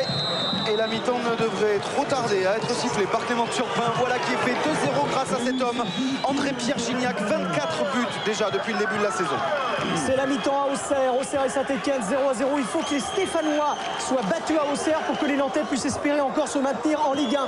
Il y a deux terrains où ça joue. Le Mans-Grenoble, on va y aller. Philippe Carillon, les Manceaux qui doivent savoir que les Nantais sont menés, mais qui continuent de se faire peur. 0-0 face à Grenoble. Exactement, et regardez, on atteint la limite du temps additionnel annoncé par Stéphane Lannoy qui va peut-être laisser se disputer un dernier coup franc. Depuis votre dernière visite, Eric, il s'est passé une seule chose en termes d'occasion en faveur de Grenoble. Un superbe coup franc de Dimitrijevic détourné in extremis par Pelé. Voilà qui ne rassurera pas les supporters manceaux alors que c'est la pause 0-0. Juste le temps pour moi, puisque Pelé a dévié ce coup franc, de vous confirmer que Yoann Pelé dispute son dernier match avec Le Mans à Léon Bollé. Il est en fin de contrat. Il m'a certifié qu'il quittera le club cet été. Pour quel club? J'ai essayé de lui demander. Il n'a rien voulu me dire. Tout juste m'a-t-il lâché rapidement, que Philippe, ça joue encore. Parmi ses destinations préférées, il y aurait l'Angleterre, mais on parle aussi en France de Bordeaux. Affaire à suivre. Ouais, on verra ça pour Yoann Pelé. Ça joue encore du côté du Havre, le Havre-Lille. Il reste 20 secondes, 10 secondes dans le temps additionnel, Ludovic Duchesne. Bon, allez, 3-4, c'est pratiquement terminé dans le temps additionnel. Et Rudy Buquet, d'ailleurs, pratiquement sous votre commandement, Eric, siffle là aussi la fin de cette première période. Compliquée pour des Lillois qui ne sont pas au mieux quand même après 45 minutes. 0-0. Voilà, et bien écoutez, c'est la mi-temps sur tous les stades de Ligue 1. On va revoir les résultats de cette première période. Récapitulatif, les résultats en compagnie de Christophe Dugarry et de Jean-Pierre Papin. Que d'émotions dans cette première période. On regarde les résultats, on fait un petit point avec toute l'équipe de Pascal Mathieu. Bordeaux mène donc devant Monaco 1-0. Un but marqué par Marouane Chamakh. Marseille mène à l'ancien 1-0. Un but de Macaluso contre son camp. Lyon mène devant Caen 1-0. But de Juninho sur pénalty. Le PSG mène à Valenciennes 1-0. But de Kezman. Toulouse mène à Nice 2-0, doublé de Gignac. Le Havre-Lille 0-0. Rennes mène devant Lorient 2-0, but de Sceaux et de Bocanegra. Le Mans Grenoble 0-0. Auxerre Saint-Etienne 0-0. Et Sochaux-Nantes 2-0 pour les Sochaliens. But marqué par Erding et le deuxième, je ne me rappelle plus, par Afolabi. Christophe, vous pouvez me refaire le geste que vous avez fait quand les Bordelais ont marqué? Non, mais beaucoup de tension. C'est vrai que Marseille a ouvert le score, on va dire, assez logiquement, parce que c'est vrai qu'il y a un but qui leur a été refusé. Puis les Bordelais, petit à petit, ont une nouvelle fois su réagir. Ils ont souffert. Il y a une grosse occasion pour Pinot et Parc. Bon, les Bordelais, c'est compliqué. Il y a beaucoup de tension, beaucoup de pression. On s'aperçoit quand même que cette première mi-temps, les favoris sont en tête. Paris gagne, Lyon gagne, Toulouse gagne, Bordeaux gagne, Marseille gagne. Donc pour l'instant, les favoris sont là. On va voir le classement, on va voir tous les buts durant cette période. Votre analyse rapide, Jean-Pierre, sur cette première période? Non, beaucoup de tension, beaucoup de concentration. On sent que les enjeux sont plus importants que peut-être le jeu aujourd'hui. Et c'est vrai que ceux qui ont quelque chose à jouer est très important et ils sont présents. Alors on regarde le classement à la mi-temps, bien évidemment. Regardez, à la mi-temps, Bordeaux a toujours 3 points d'avance sur l'Olympique de Marseille. Ce qui veut dire que si les scores en restaient là, Bordeaux ne serait pas champion ce soir et qu'il faudrait attendre la dernière journée pour décerner le titre de champion de France. C'était le pronostic de Jean-Pierre. Il a dit que les deux équipes vont gagner. Exact. Et vous aviez dit Bordeaux champion ce soir. Bah oui, tant qu'à faire.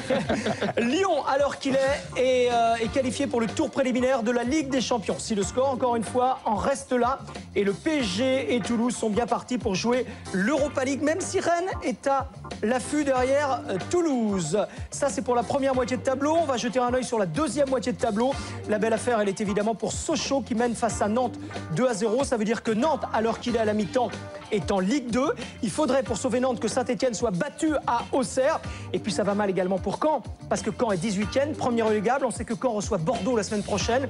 Et Bordeaux ira peut-être pour devenir champion de France. Ça devient compliqué pour les Canets. On verra tout ça en seconde période. On revoit tous les buts dans un instant, mais des rendez-vous importants, il y en a d'autres sur Canal. Regardez. Je viens de voir ta femme dans les vestiaires. Ça m'étonnerait, elle aime pas le foot. C'est Paris? Ok. Bah, Chantal! Pourquoi? Le foot avec Côté Match de la Française des Jeux. Bon, messieurs, dames, la grève est votée. Depuis l'attentat, un ami est mort, mon père a été assassiné, les services secrets nous cachent quelque chose. Tu arrêtes ça immédiatement et tu sors de la chambre. Laisse-moi tranquille, va-t'en. À partir de maintenant, j'ai un but dans la vie. Te remplacer définitivement aux 20h. C'est vous tous qui m'avez mis en tôle. 10 ans, merde. Vous êtes quoi au juste? La 11e plaie d'Égypte? Reporter, la nouvelle saison continue, lundi 20h45 sur Canal+. 1948, 1949 et... Et perdu? Ah si, mais t'avais parié 1250, 1249, c'est perdu. Le foot avec Côté Match de la Française des Jeux. Retour sur le plateau du Multifoot où nous allons revoir tous les buts de cette première période. Direction Bordeaux, Grégoire Margoton, Giroud mène 1-0 face à Monaco. Mais pour l'instant, ça ne suffit pas. Et pour l'instant, ça ne suffit pas pour être champion. Ça suffit à faire le bonheur des supporters ici à Chabandelmas. On va revoir ce but, Guy, de la 35e minute. Le passeur décisif, comme d'habitude, c'est Gourcuff. Le buteur pour son 13e but cette saison, c'est Chamakh. Alors Chamakh, il était évidemment étroitement marqué juste avant que Gourcuff ne prenne son élan. Et il s'est habilement démarqué par des petits déplacements latéraux qui lui ont permis aussi de prendre son élan et de dominer tout le monde. Vous allez le voir. Voilà. Et l'arrière qui le marquait l'a abandonné pour le laisser entre les mains, si j'ose dire, de Ruffier. Mais Ruffier est arrivé trop court. Est-ce que c'est un but qui peut libérer, Guy, les Bordelais pour la seconde période? On a senti vraiment 45 premières minutes. Christophe Dugarry l'a vécu sur le plateau, lui, très crispé de la part des Girondins de Bordeaux. Crispé avec quand même une domination très nette dans la tenue de la balle, dans le nombre de tirs, quand même dans les occasions, malgré 2 occasions des visiteurs. Enfin bon, est-ce que c'est la crispation? Est-ce que c'est un peu de chaleur? Ou est-ce que c'est que Bordeaux a un niveau qui n'est plus tout à fait le top niveau, témoin ses difficultés la semaine dernière? En attendant, il est monté très haut, Marouane Chamakh, Eric, et pour l'instant Bordeaux, c'est le principal pour les Girondins, mène 1-0 à la pause. On attendait que ça se décante, on va aller beaucoup plus vous voir en seconde période. Forcément, la belle affaire, elle est pour les Marseillais qui peuvent toujours rêver du titre, David Berger, Olivier Rouillet. Oui, absolument, jusqu'au bout. Et on a retenu 3 images pour vous, Eric. La première, bon, c'est un petit clin d'œil. C'était sur les coups de 19h. Bienvenue à l'Olympique Lyonnais avec le logo de l'Olympique de Marseille. Bon, ça c'était pour le petit lapsus du début de match sur les panneaux lumineux. Et puis la deuxième image forte, c'est ce but hors jeu refusé injustement, Olivier. Oui, après un bon travail de Nyang sur le côté gauche, Brandao a bien suivi, il vient catapulter le ballon au fond des filets. Il est tout surpris et on se demande encore comment l'arbitre assistant a pu voir Brandao en position du hors-jeu. Vous voyez, c'est net, il n'y avait absolument pas de hors-jeu. Et puis la troisième image, c'est la plus forte évidemment, c'est au moment où Marseille va ouvrir le score après un peu plus d'une demi-heure de jeu. Alors on aurait voulu accorder ce but à Laurent Bonnard, c'est son 172e match en Ligue 1. Il n'a jamais marqué et on va certainement pas lui attribuer ce but parce que c'est Macaluso qui va dévier cette frappe de Bonnard. Oui, alors qu'on s'est aperçu que Laurent Bonnard est au début de l'action. C'est lui qui donne le premier ballon à Valbuena. Il y a eu 2 échanges successifs et voyez ce ballon détourné par Macaluso dans le but de Grégorini. 1-0 donc à la mi-temps pour l'Olympique de Marseille. Le suspense reste entier dans ce multifoot. Christophe et Jean-Pierre sont agacés par ce but refusé pour hors-jeu à l'Olympique de Marseille. C'est incroyable. Je sais pas quel sera le verdict du match, mais si Marseille ne doit pas gagner ce match à cause de ça, c'est tout simplement... Enfin, comment on peut siffler un hors-jeu? Le juge assistant, c'est incroyable. Non, c'est pas possible. Il y a une embrouille, c'est pas possible. Comment il peut ne pas le voir? Enfin bon, on va regarder avec vous les buts de cette première période. Vous allez les commenter avec nous. Lyon mène face à Caen. Regardez, 1-0, un but de Juninho. Le 100e but de Juninho en Ligue 1 sur pénalty, mais c'est quand même un beau moment d'émotion. Pour la DER peut-être de Juninho avec l'Olympique Lyonnais, le 100e but avec l'Olympique Lyonnais. Et pour la DER peut-être de Juninho à Gerland. Le PSG mène à Valenciennes 1-0, un but de Kezman, Jean-Pierre. Et but, il n'y a plus qu'à mettre, quoi. Après, effectivement, Julie est hors jeu sur le départ de l'action. Et bien comme il faut, un petit mètre quand même. Là aussi. À revoir les lunettes. Et puis Toulouse mène à Nice 2-0, un doublé d'André-Pierre Gignac, le meilleur buteur du championnat. Christophe, il ne nous étonne plus, Gignac. Non, mais tout lui réussit. Là, c'est vrai qu'il est courageux, déterminé, qu'il va au bout de son action. Après, il y a une grosse boulette de 2 défenseurs. Là, bon, le dégagement est compliqué. Puis après, je sais pas, ils communiquent pas, ils évitent tous les deux le ballon. Et puis après, Gignac, lui, par contre, se pose pas de questions. 23e et 24e but ici, suite à cette ouverture d'André-Pierre Gignac. Sachant que le deuxième buteur du championnat Waro en est à 17, c'est quand même impressionnant. C'est le contrôle qui fait la différence. Le ballon ne lui échappe pas des pieds, donc il donne aucune possibilité à Oignon d'intervenir. C'est vrai que s'il a une conduite de balle ou un contrôle un peu long, là, Oignon peut intervenir. Mais regardez, à tout moment, le ballon est... Et il peut changer de direction n'importe quel moment avec le ballon, donc le défenseur ne peut pas intervenir.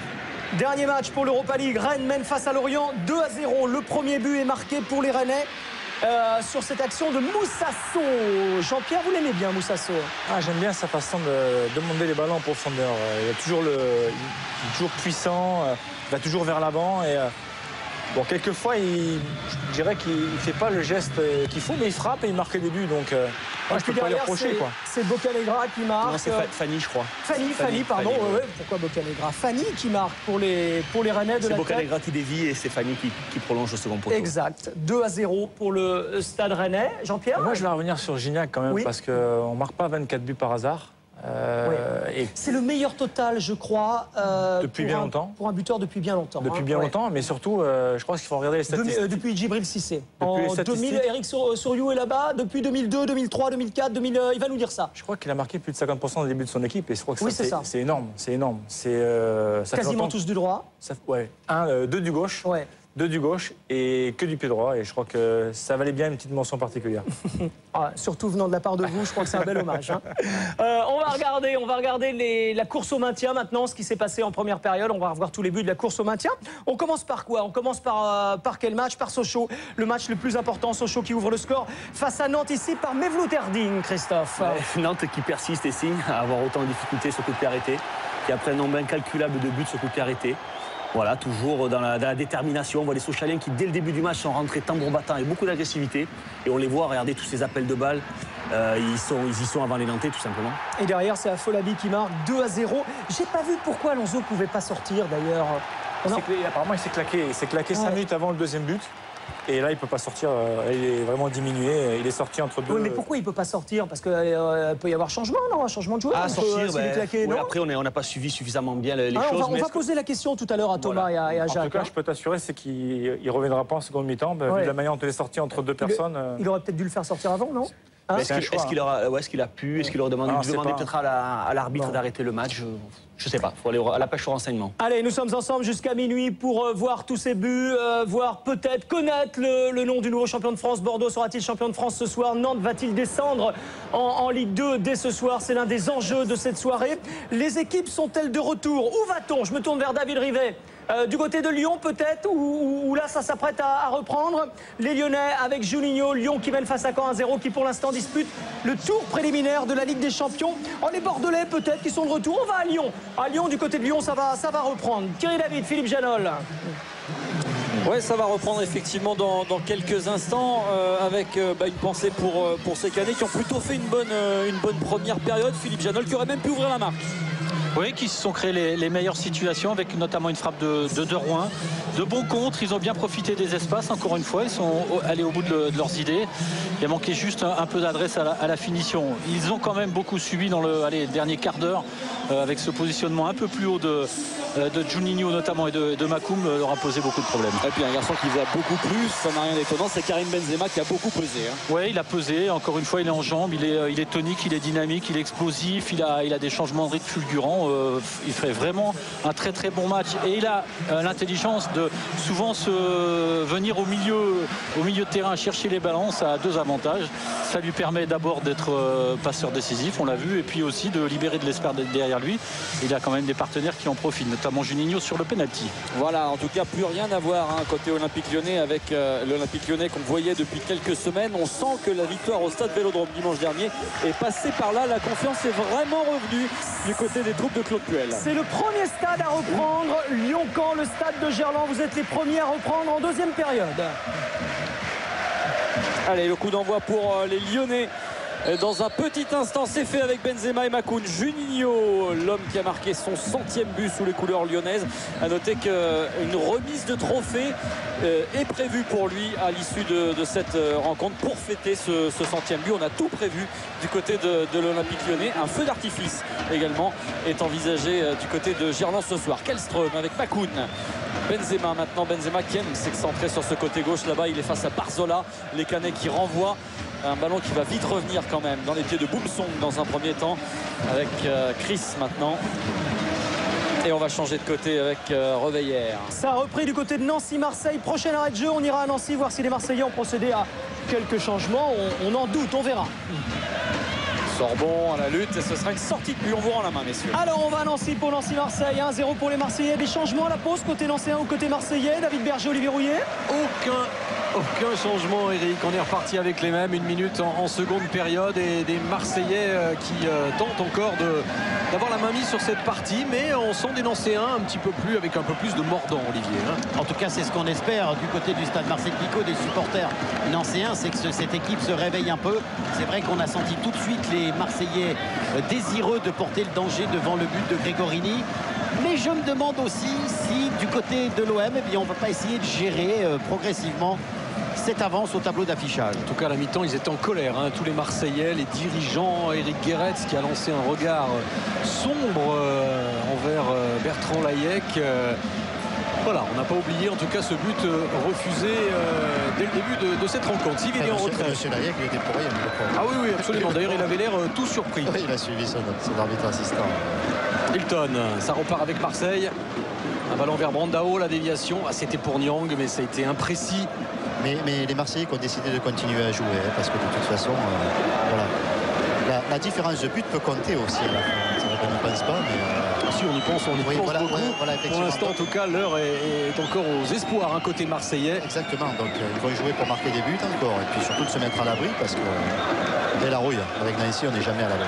Non, mais Laurent a raison, c'est vrai qu'il faut qu'ils se mettent à l'abri d'inscrire, s'ils peuvent assez rapidement, un deuxième but, pour se sentir libérés, pour ne pas subir peut-être une pression d'ancienne qui pourrait s'agrandir au fur et à mesure de cette seconde période. C'est Eric Guéretz qui se penchait un petit peu sur les résultats à domicile et à l'extérieur, qui sont beaucoup moins bons à domicile, et qui disait: mon équipe ne commet aucune faute en déplacement, aucune faute notamment sur les phases arrêtées, que ce soit offensive ou défensive.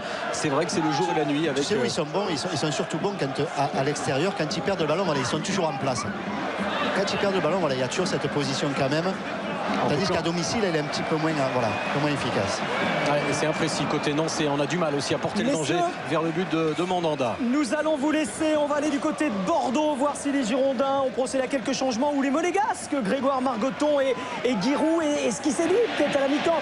Je suppose que dans le stade Jacques Chaban-Delmas, on sait que Marseille mène à Nancy 1-0. On sait effectivement, Eric, que Marseille mène à 0, mais on ne s'en soucie pas. On a Dieu et les yeux de Chimène pour Jussier et pour les Girondins. Pas de changement en tout cas à l'entame de cette seconde période chez les hommes de Laurent Blanc. Un changement, Guy, du côté de l'AS Monaco, c'est Aruna, le jeune Nigérian, qui est rentré devant à la place de Nimani. Oui, c'est pas un changement considérable, c'est un espoir contre un autre espoir. Et le ballon dans les pieds des Girondins de Bordeaux. Jussier, la frappe de Gourcuff, et Jussier qui laisse filer, et Ruffier qui s'en saisit. Bordeaux qui débute bien cette seconde période. On va vous laisser, on va aller voir ce qui se passe dans le bas de tableau. On vient très rapidement à Bordeaux derrière. Sochaux-Nantes, Thomas Guichard, Jacques Revoisier. Y a-t-il eu des changements côté Sochalien ou côté Nantais? À l'heure qu'il est, Nantes est en Ligue 2. Oui, Nantes est en Ligue 2 et deux changements dans les rangs nantais, avec la sortie donc de Jérôme Alonso à la pause, remplacé par Ndi Asembe, et en attaque Klasnic lui a remplacé Bekamenga. Mais évidemment ici la grande question est de savoir pourquoi Jérôme Alonso est resté 14 minutes blessé sur la pelouse, 14 minutes pendant lesquelles Nantes a encaissé 2 buts. Oui, c'est étonnant parce qu'il n'a pas demandé lui-même. Je pense qu'il a pensé que ça irait, mais malheureusement plus ça n'a pas été. Là évidemment Bob joue son va-tout avec deux attaquants axiaux, mais c'est Chausson qui joue bien sur la deuxième mi-temps et qui se crée des bonnes occasions de but, alors qu'en première je trouve qu'ils ont été un peu dominés athlétiquement par une équipe de Nantes qui n'a pas été vénarde en prenant des buts au moment où elle était bien. Oui, pour le moment c'est Sochaux qui joue bien, le public le sent, on n'est pas loin du point de rupture, parce que là, depuis le début de la deuxième mi-temps, tout le jeu se passe dans le camp des Nantais. Avec ici la frappe de Mikari qui passe au-dessus, et puis on revoit cette image. Cette image était en première période de Jérôme Alonso qui à un moment fait signe à son banc de touche qu'il ne peut plus jouer, et pourtant il est resté jusqu'au coup de sifflet final de la fin de première période. Et on le rappelle, Nantes a donc encaissé 2 buts au moment où Jérôme Alonso était blessé, déchirure en haut de la cuisse droite selon les premières informations, info donnée par Philippe Lefebvre, qui est au bord du terrain. Avec les ballons dans les pieds de Darocha, des Nantais qui maintenant ont l'air résignés, évidemment. Thomas et Jacques, on vous laisse. Seul Saint-Etienne, une défaite de Saint-Etienne pourrait sauver provisoirement les Nantais. On vous laisse. Il y a un coup franc pour Juninho du côté de Lyon, pour Lyon. Je vous confirme qu'il y a effectivement un nouveau coup franc pour l'Olympique Lyonnais, et évidemment pour Juninho qui va le tirer directement dans les gants de Planté. Il y a déjà eu une chaude alerte il y a quelques minutes. Chaude alerte, il était beaucoup plus loin, il était quasiment à 40 mètres, un ballon qui a frôlé la barre transversale de Vincent Planté. Avec les Canets qui vont tenter de repartir de l'avant, avec Eluchance derrière, avec Reynald Lemaître face à Govou. Un ballon pour Titi Deroy. Ils ont du mal à développer leurs attaques. On va essayer de partir sur le côté là-bas avec Steve Savidan, mais c'est un ballon qui est intercepté par les Lyonnais une nouvelle fois. Et la contre-attaque qui va partir avec Reveillère qui aura deux solutions au centre, dont Karim Benzema, mais Gomis qui s'interpose, qui va finalement perdre ce ballon au profit de Karim Benzema. Un petit appui de Benzema sur Reveillère, et la bonne intervention de Rémi Gomis qui permet au Canet de se dégager cette fois pour de bon. On rappelle que Caen est actuellement le premier des 3 clubs relégables. Caen, Nantes et Le Havre, voici actuellement les 3 clubs relégables. Et on le disait tout à l'heure, seule une défaite de Saint-Etienne à Auxerre pourrait permettre à ces 2 clubs d'avoir un petit ballon d'oxygène. On va aller à Auxerre, on va d'abord au bout de l'action et on va à Auxerre. Avec Karim Benzema. Karim Benzema à l'entrée de la surface de réparation. Il a été contré une première fois. Il arrive quand même à transmettre ce ballon à Kallström. Le ballon qui a été coupé. Premier poteau est finalement planté. Qui va boxer ce ballon et qui va même obtenir un coup franc. Direction Auxerre pour Auxerre Saint-Etienne, Eric Huette. 0-0 toujours entre les 2 formations. Une équipe de Saint-Etienne qui n'est pas réellement inquiétée pour l'instant. Attention, ce bon ballon d'Ilan là-bas pour Kevin Miralas, le Belge. Plus prompt que Jérémy Berthaud, mais ce ballon qui va mourir en 6 mètres. Des Stéphanois pas réellement inquiétés par une équipe d'Auxerre qui joue vraiment pas sur un rythme effréné. On a le sentiment d'ailleurs que cette équipe d'Auxerre peut, quand elle le souhaite, accélérer le jeu. On sait très bien que les Auxerrois ont toujours la volonté de jouer. Ils s'appuient sur une qualité technique intéressante au milieu de terrain. On voit encore une fois très souvent Benoît Petretti qui est vraiment dans une très grande forme en cette fin de saison. Mais pour l'instant, Yellen n'a touché que 2 ou 3 ballons. Thomas Kallenberg également. On ne le voit pas énormément. Des Stéphanois donc pour l'instant bien en place sur le plan défensif. Ici Sauché qui vient d'entrer à la place d'Andreu. Attention à Yellen qui a surpris peut-être Bayal, mais la bonne sortie de Jérémy Janot. A noté également un changement côté Auxerrois. Walter Birsa a cédé sa place à Kevin Lejeune. Un changement de chaque côté. Un match pour l'instant très équilibré avec ce ballon dans les pieds de Landrin qui fait beaucoup de bien au milieu de terrain stéphanois avec Ilan, le capitaine de cette équipe stéphanoise. Machado qui va décaler. Dabo qui monte. Il a un grand boulevard devant lui. Le centre de Dabo. Miralas un petit peu court. Ce n'est pas terminé. Si Saurin peut s'emparer de cette balle. Toujours 0-0 entre Auxerre et Saint-Etienne. Et si les résultats restent là, il y a un club qui serait mathématiquement sauvé ce soir, même s'il n'y avait pas grand danger, c'est Valenciennes, malgré sa défaite pour l'instant contre le PSG. Grégory Novak 1-0. Ouais, un match qui a un petit peu perdu de l'agressivité positive dont on parlait en première période. Un Paris Saint-Germain qui se trouve un petit peu moins bien et qui du coup doit faire face aux contre-attaques de Valenciennes, comme ici Gaël Danic qui cherche à trouver Johan Odel dans la surface de réparation. On voit Grégory, je vous interromps, il y a un beau coup franc pour les Nancéens face à Marseille, c'est important. Oui, c'est important avec des Marseillais tous regroupés presque devant la surface de réparation, dans la surface. Coup franc alors que Bertrand Layek essaie de placer le mur à bonne distance. On sent beaucoup de nervosité chez les Marseillais. La frappe, elle était belle, mais elle est bien captée par Mandanda. On sent vraiment peut-être un début de revirement, de grands gestes d'Éric Guéret, parce que son équipe peine vraiment. Oui, son équipe est à la peine. La reprise, l'entame de cette seconde période, à moins que Baki Koné réussisse son dribble face à Samy. Et c'est vrai que les Marseillais sont en dedans. Corner.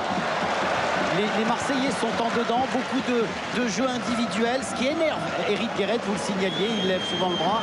En tout cas, on les sent moins concentrés, n'est pas le mot, mais on les sent moins limpides dans leur jeu. Il y a des hésitations, il y a des mauvaises passes. Ils ont besoin de se reprendre, les Marseillais. Allez, on a revu le coup franc de Benjamin Gavanon pour Nancy et c'est un corner donc pour l'Olympique de Marseille. 10 minutes en seconde période très laborieuse franchement du côté de l'OM. Alors on discute beaucoup également, regardez, entre Sivelli et Brandao, Sivelli et Hilton, ils sont montés tous les deux. Le corner tiré par Mathieu Valbuena, c'est frappé, Sivelli de la tête et le but 2-0 au moment où Marseille avait du mal. C'est Brandao qui a surgi. 2-0 pour l'OM suite à cette tête dans un premier temps de Sivelli. Oui, avec une grosse faute de marquage de la défense nancéenne qui est restée complètement statique sur ce corner. On va voir la première tête de Sivelli comme à l'entraînement et ensuite Brandao qui avait bien suivi le dégagement de Grigorini pour inscrire dans le but. Regardez, Sivelli, il est absolument seul. Grégory détourne et Brandao lui aussi est seul à la réception pour inscrire le deuxième but. Quelle est belle cette tête de Sivelli, et Brandao inscrit le deuxième but marseillais. 7e but pour Brandao cette saison et la majorité de la tête. Alors c'est une info parce que... Oui, allez-y. Non, allez-y, Eric. Non, l'info, c'est que si Marseille gagne à Nancy, et là on en prend quand même le chemin, ça veut dire, Christophe Dugarry, que Bordeaux ne sera pas sacré ce soir. Il sera pas sacré, et puis il y a le goal average. C'est vrai que Bordeaux avait un bout d'avance sur Marseille au goal average. Là, ça serait une égalité parfaite. Est-ce qu'on peut voir le classement, justement, pour voir qu'il y a toujours, juste après, là, on voit d'abord que les buts marseillais ont été marqués par Macaluso contre son camp et par Brandao. Et puis derrière, un œil sur le classement, sur les toutes premières places. pour montrer que Bordeaux a toujours 3 points d'avance sur l'Olympique de Marseille, mais que les deux clubs ont la même différence de but. Alors forcément, on va aller au stade Jacques Chaban-Delmas. Les Bordelais savent que Marseille mène 2-0 et qu'on ne fera sans doute pas la fête. Enfin, c'est loin d'être joué, mais on en prend le chemin, Grégoire et Guy. Ce qui est étonnant, c'est qu'au même moment, au moment où Brandao et Marseille font des très belles choses à Marcel Picot, Guy, c'est Monaco qui est de plus en plus dangereux, clairement, dans ce début de seconde période. Oui, on ne voit plus qu'eux, et les Bordelais viennent de concéder un corner, capté de justesse par Ramé. Et il y a très peu d'offensives bordelaises et c'est les jeunes monégasques qui sont en évidence. Ah, c'est clair, hein, depuis l'entrée d'Aruna, on est passé en 4-4-2, c'est plus clair, c'est plus simple, visiblement, tactiquement côté bordelais. Et Bordeaux n'y arrive pas. Alors Chamac peut-être, Chamac il est au milieu de 4 hommes en blanc et voilà la preuve, encore une preuve. 4 pour pas dire 7, si on regarde le deuxième rideau. Et le petit Aruna. Et là, la contre-attaque, elle est menée à 4 contre 4. Avec Meriem, avec Park dans la surface de réparation. On l'a glissé. Et le retour de Diawara et de Planus. Encore un avertissement. Et il n'arrête pas de s'enchaîner ces frissons dans la surface de réparation d'Ulrich Ramé. Attention Bordelais, car Bordeaux, le rappelle, ne mène qu'un but à 0 depuis la 35e minute. Alors certes, Monaco prend plus de risques qu'en première période. Mais Bordeaux n'a plus d'occasion pour l'instant. Jussier peut-être.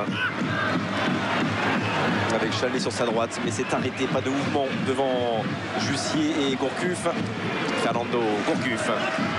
Et comme un aveu, pas d'impuissance, mais d'absence de solution pour Gourcuff. Cette frappe lointaine, repoussée par la défense monégasque. Et attention à Pinot, l'intervention de Planus.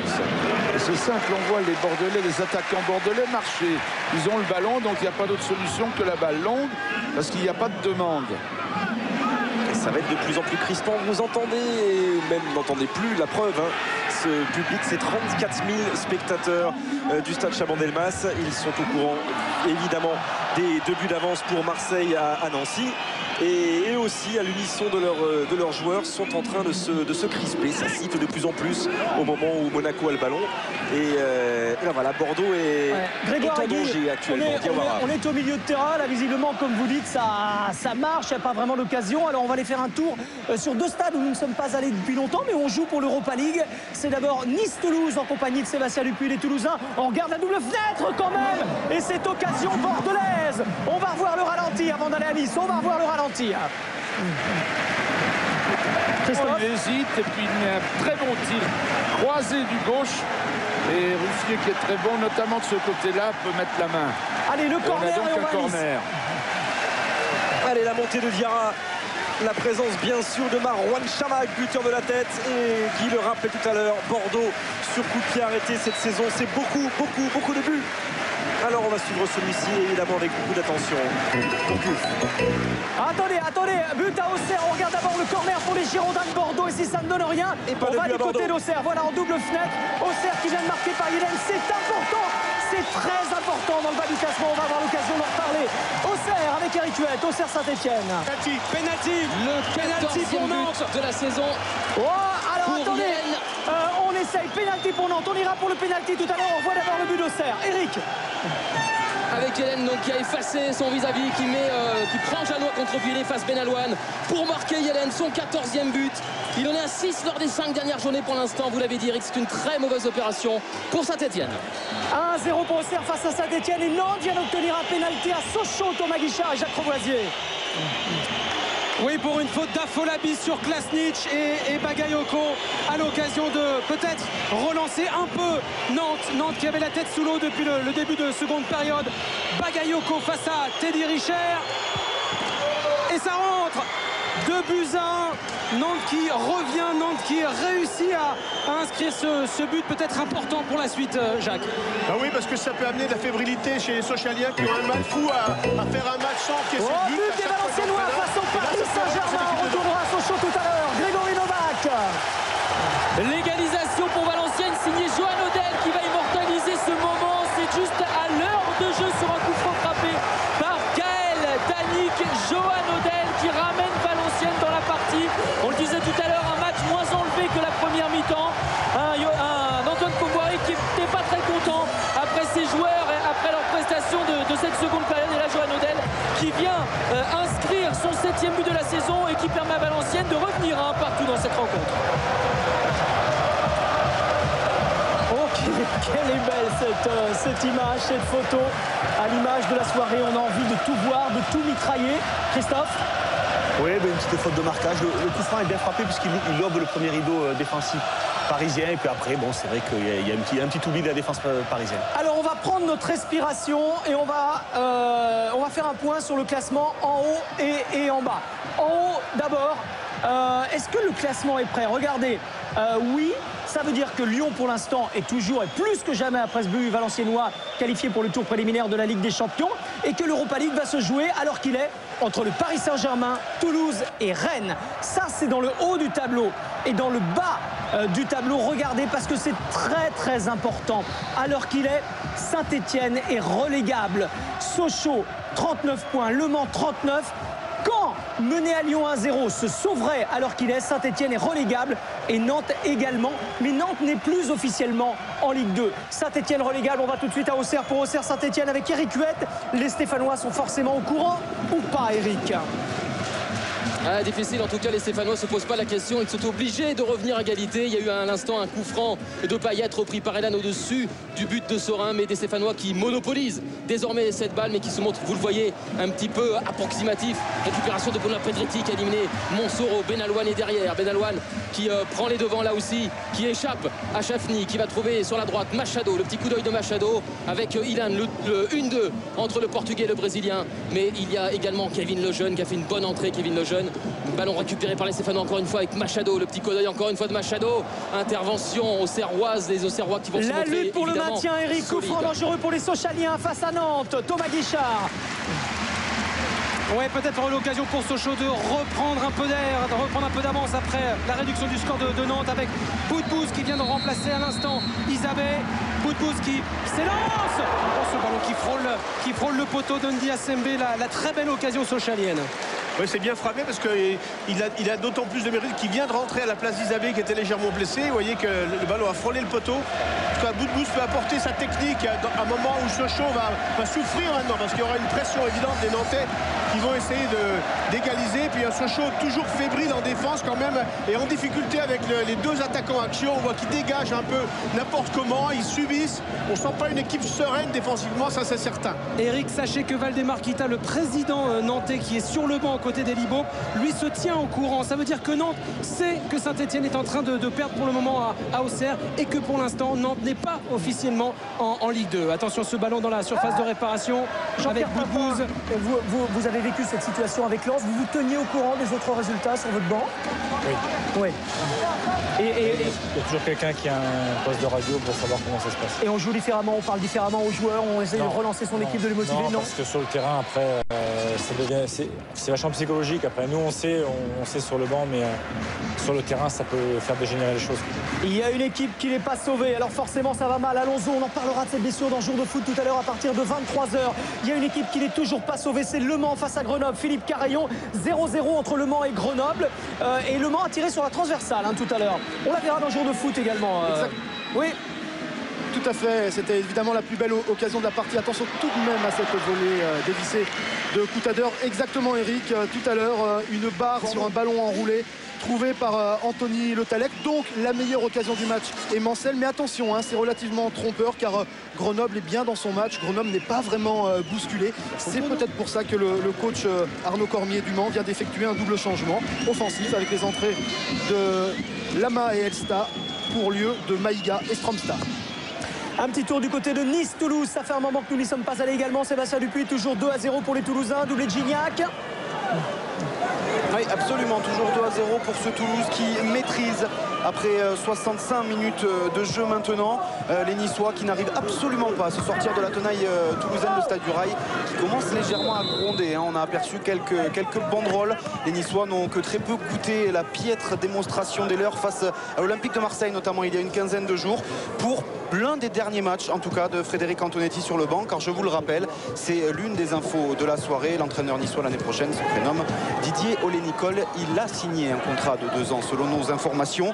Et Maurice Cohen, le président niçois, l'annoncera tout à l'heure en conférence de presse. Alors, on va peut-être aller au bout de l'action. Et puis ensuite, on va aller du côté du Havre pour Le Havre-Lille. Toujours 0-0. On est au milieu de terrain, il n'y a pas de danger. Le Havre-Lille, Ludovic Duchesne. Ça veut dire quoi 0-0? Que les Lillois ont abdiqué dans la course à l'Europe? Non, parce qu'a priori, Riera qui fait les interviews but ce de soir a Valenciennes face demandé. au Paris Saint-Germain. Le Valenciennes mène 2-1 face au PSG. Ouais, 5 minutes après l'égalisation, c'est Grégory Pujol cette fois qui donne l'avantage aux Valenciennois sur une action venue de la droite et un ballon relâché sur sa ligne par Michael Landreau. Grégory Pujol, Johan Odel, la doublette d'attaque en l'absence de Jean-Claude Darcheville. Ce ballon qui part de tout pour tout sur la droite. Pujol qui va recevoir ce ballon des pieds de Johan Odel, le buteur tout à l'heure. Et vous voyez Michael Landreau qui manque cette balle, qui relâche cette balle, qui va mourir dans son but. 2-1 en faveur de Valenciennes. Elle coûte cher, Jean-Pierre Papin, Christophe Dugarry, cette faute de main de Michael Landreau. Hein. Ouais. Qui prend la parole? Non, c'est vrai que la frappe est un peu ratée de Pujol, donc c'est certainement ce qui surprend Michael Landreau qui est déjà couché alors que le ballon n'est pas encore arrivé. Donc après il y a une faute de main. Bon, mais ça arrive malheureusement pour lui et le gardien les pris souvent cache ses fautes. Alors c'est un but encore une fois important parce que Valenciennes mène désormais 2-1 et ça veut dire au classement eh bien, que le Paris Saint-Germain n'est plus 4e mais 5e, 3-1 peut-être, non, c'est Toulouse qui s'empare de la 4e place, le PSG alors qu'il est 5e et ne jouera peut-être pas l'Euroleague car Rennes est à 2 points derrière le Paris Saint-Germain. C'est une des infos de la soirée. On va vous quitter, Grégory Novak, on va retourner du côté de Bordeaux en direct ou pas, où on recale? Non, coup franc pour les Girondins de Bordeaux. Grégoire Margoton-Guiraud. Et ce coup franc, il est accompagné par 34 000 paires de mains qui frappent à l'unisson pour accompagner, soutenir et encourager Yoann Gourcuff. Plus tard, le Havre-Lille, Lille a marqué au Havre. On regarde d'abord le coup franc. Et il n'a rien donné ce coup franc. Alors s'il ne donne rien, on peut aller du côté du Havre, voir le but lillois, Ludovic Duchesne. Ouais, devinez qui a marqué les rentrées à l'heure de jeu pour donner un petit coup de feu, un petit peu plus d'allant à cette équipe. Et elle a bien fait, Michel Bastos évidemment. Et bien est rentré sur ce long ballon d'Aubragnac récupéré dans la surface. La Martine en reprise juste en dessous de la barre transversale. Bastos débloque la situation. Christophe, Jean-Pierre, vous êtes admiratif, je pense, devant Michel Bastos. Jean-Pierre, c'est un but de grande classe parce que le contrôle qu'il fait, il se l'emmène bien. Pourtant, le contrôle, encore une fois, est primordial. Là, il se l'emmène bien, il résiste à la charge du défenseur. Et puis, il vient mettre une volée croisée derrière. Un superbe but. Oh, but des Grenoblois au Mans. Attention pour les Manceaux, Philippe Carayon. But de Grenoble. Ah, c'est un énorme coup de poignard, c'est la consternation évidemment dans ce stade Léon Bollé. Coup franc de Batles, c'est un peu confus mais c'est une tête de Accrour qui est faite par Accrour. Il y a peut-être un Grenoblois au deuxième plan qui reprend, qu'en pensez-vous? Alors on va revoir tout ça, on le découvre en même temps que vous. Ah oui, c'est possible, hein. On va mieux le voir là. C'est Dimitrievitch, je crois. En tout cas, le plus important, forcément, c'est que Grenoble marque. Et tout ça, ça veut dire que les Monceaux vont se faire peur, eux aussi, jusqu'à la dernière journée dans la lutte pour le maintien. Oh, but à Lyon! Les Lyonnais ou les Canets? Ce sont les Lyonnais qui marquent. Olympique Lyonnais, signé Sidney Govou, qui lui aussi dispute peut-être son dernier match ici à Gerland, permettant aux Lyonnais de mener 2-0. Philippe Janol et Gerland exulte. Ouais, Gerland exulte, c'est comme un symbole. Juninho qui marque, Govou qui marque, voilà, sur un long ballon. En tout cas, voilà, il part, il n'est pas en position de hors-jeu, on le voit bien. Le ballon est très bon, il est en retard. Reynald Lemaître pour contrôler ce départ de Govou. Et puis l'enchaînement est bon, le contrôle est parfait, contrôle aérien, c'est difficile. Il reprend ce ballon de volée, c'est un paraphe pour Vincent Planté. Sidney Govou qui avait manqué beaucoup de matchs à l'automne et en hiver, qui avait énormément manqué au groupe lyonnais, de l'aveu même de tous les joueurs de l'Olympique lyonnais, revient pour cette fin de saison mettre le deuxième but pour cette dernière à domicile. Cette dernière pour Sidney Govou, peut-être également à l'image de son capitaine Juninho, et Lyon mène 2-0. Et Eric Souriau me dit que c'est le premier but de la saison pour Sidney Govou. Alors on va faire un point sur le haut et le bas du tableau avant de retourner à Nancy pour Nancy-Marseille et à Bordeaux pour Bordeaux-Monaco. Le haut du tableau d'abord. Lyon est plus que jamais qualifié pour le tour préliminaire de la Ligue des Champions. Derrière, l'Europa League, ça se jouera entre Toulouse, le Paris Saint-Germain, Rennes et Lille. Et tout ça, ce sera dans le multifoot la semaine prochaine. Le bas du tableau maintenant, parce que rien n'est joué également. Regardez, à l'heure qu'il est, Saint-Etienne, Nantes et Le Havre sont relégués en Ligue 2. Pour Le Havre, c'est officiel. Pour toutes les autres équipes, y compris Sochaux, rien n'est joué. Et attention pour Le Mans, qui est en grand danger ce soir. Comme promis, on va retourner du côté de Nancy pour Nancy-Marseille avant d'aller à Monaco, avant d'aller à Bordeaux, pardon. David Berger, Olivier Rouillet, toujours 2-0 pour les Marseillais qui contrôlent. Oui, qui maîtrise complètement, effectivement, qui se crée les meilleures occasions. On a vu une belle frappe de Koné qui a vraiment flirté avec le poteau, et puis de Niang ensuite. Alors il y a quelques réactions d'anciennes, c'est vrai, avec Curbelo qui a fait son entrée. Un attaquant est rentré, Olivier, mais un attaquant est sorti du côté de Nancy. Ouais. Ça veut dire qu'on reste dans cette configuration-là. Hein. Oui, complètement. Du côté de Nancy, on n'a pas fait de choix, j'ai envie de dire, offensif, puisque Curbelo n'est pas un véritable attaquant, malgré tout. David, en tout cas, les Marseillais sont dominateurs. Les Marseillais maîtrisent parfaitement cette rencontre. La seule chose qu'on pourrait peut-être leur reprocher, justement, c'est un excès de facilité, parce qu'ils pourraient se mettre en danger en perdant un ballon facilement. Autrement, rien à craindre.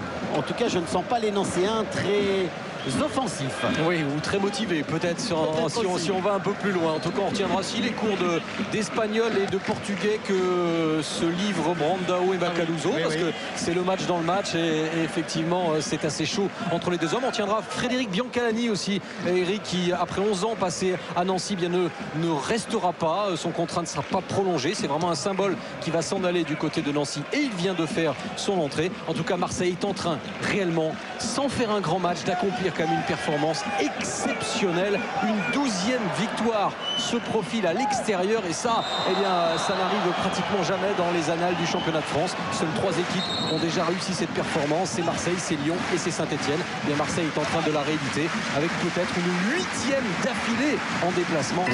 Ça n'est jamais arrivé. But de Nice face à Toulouse, Sébastien Lupuis, c'est refusé.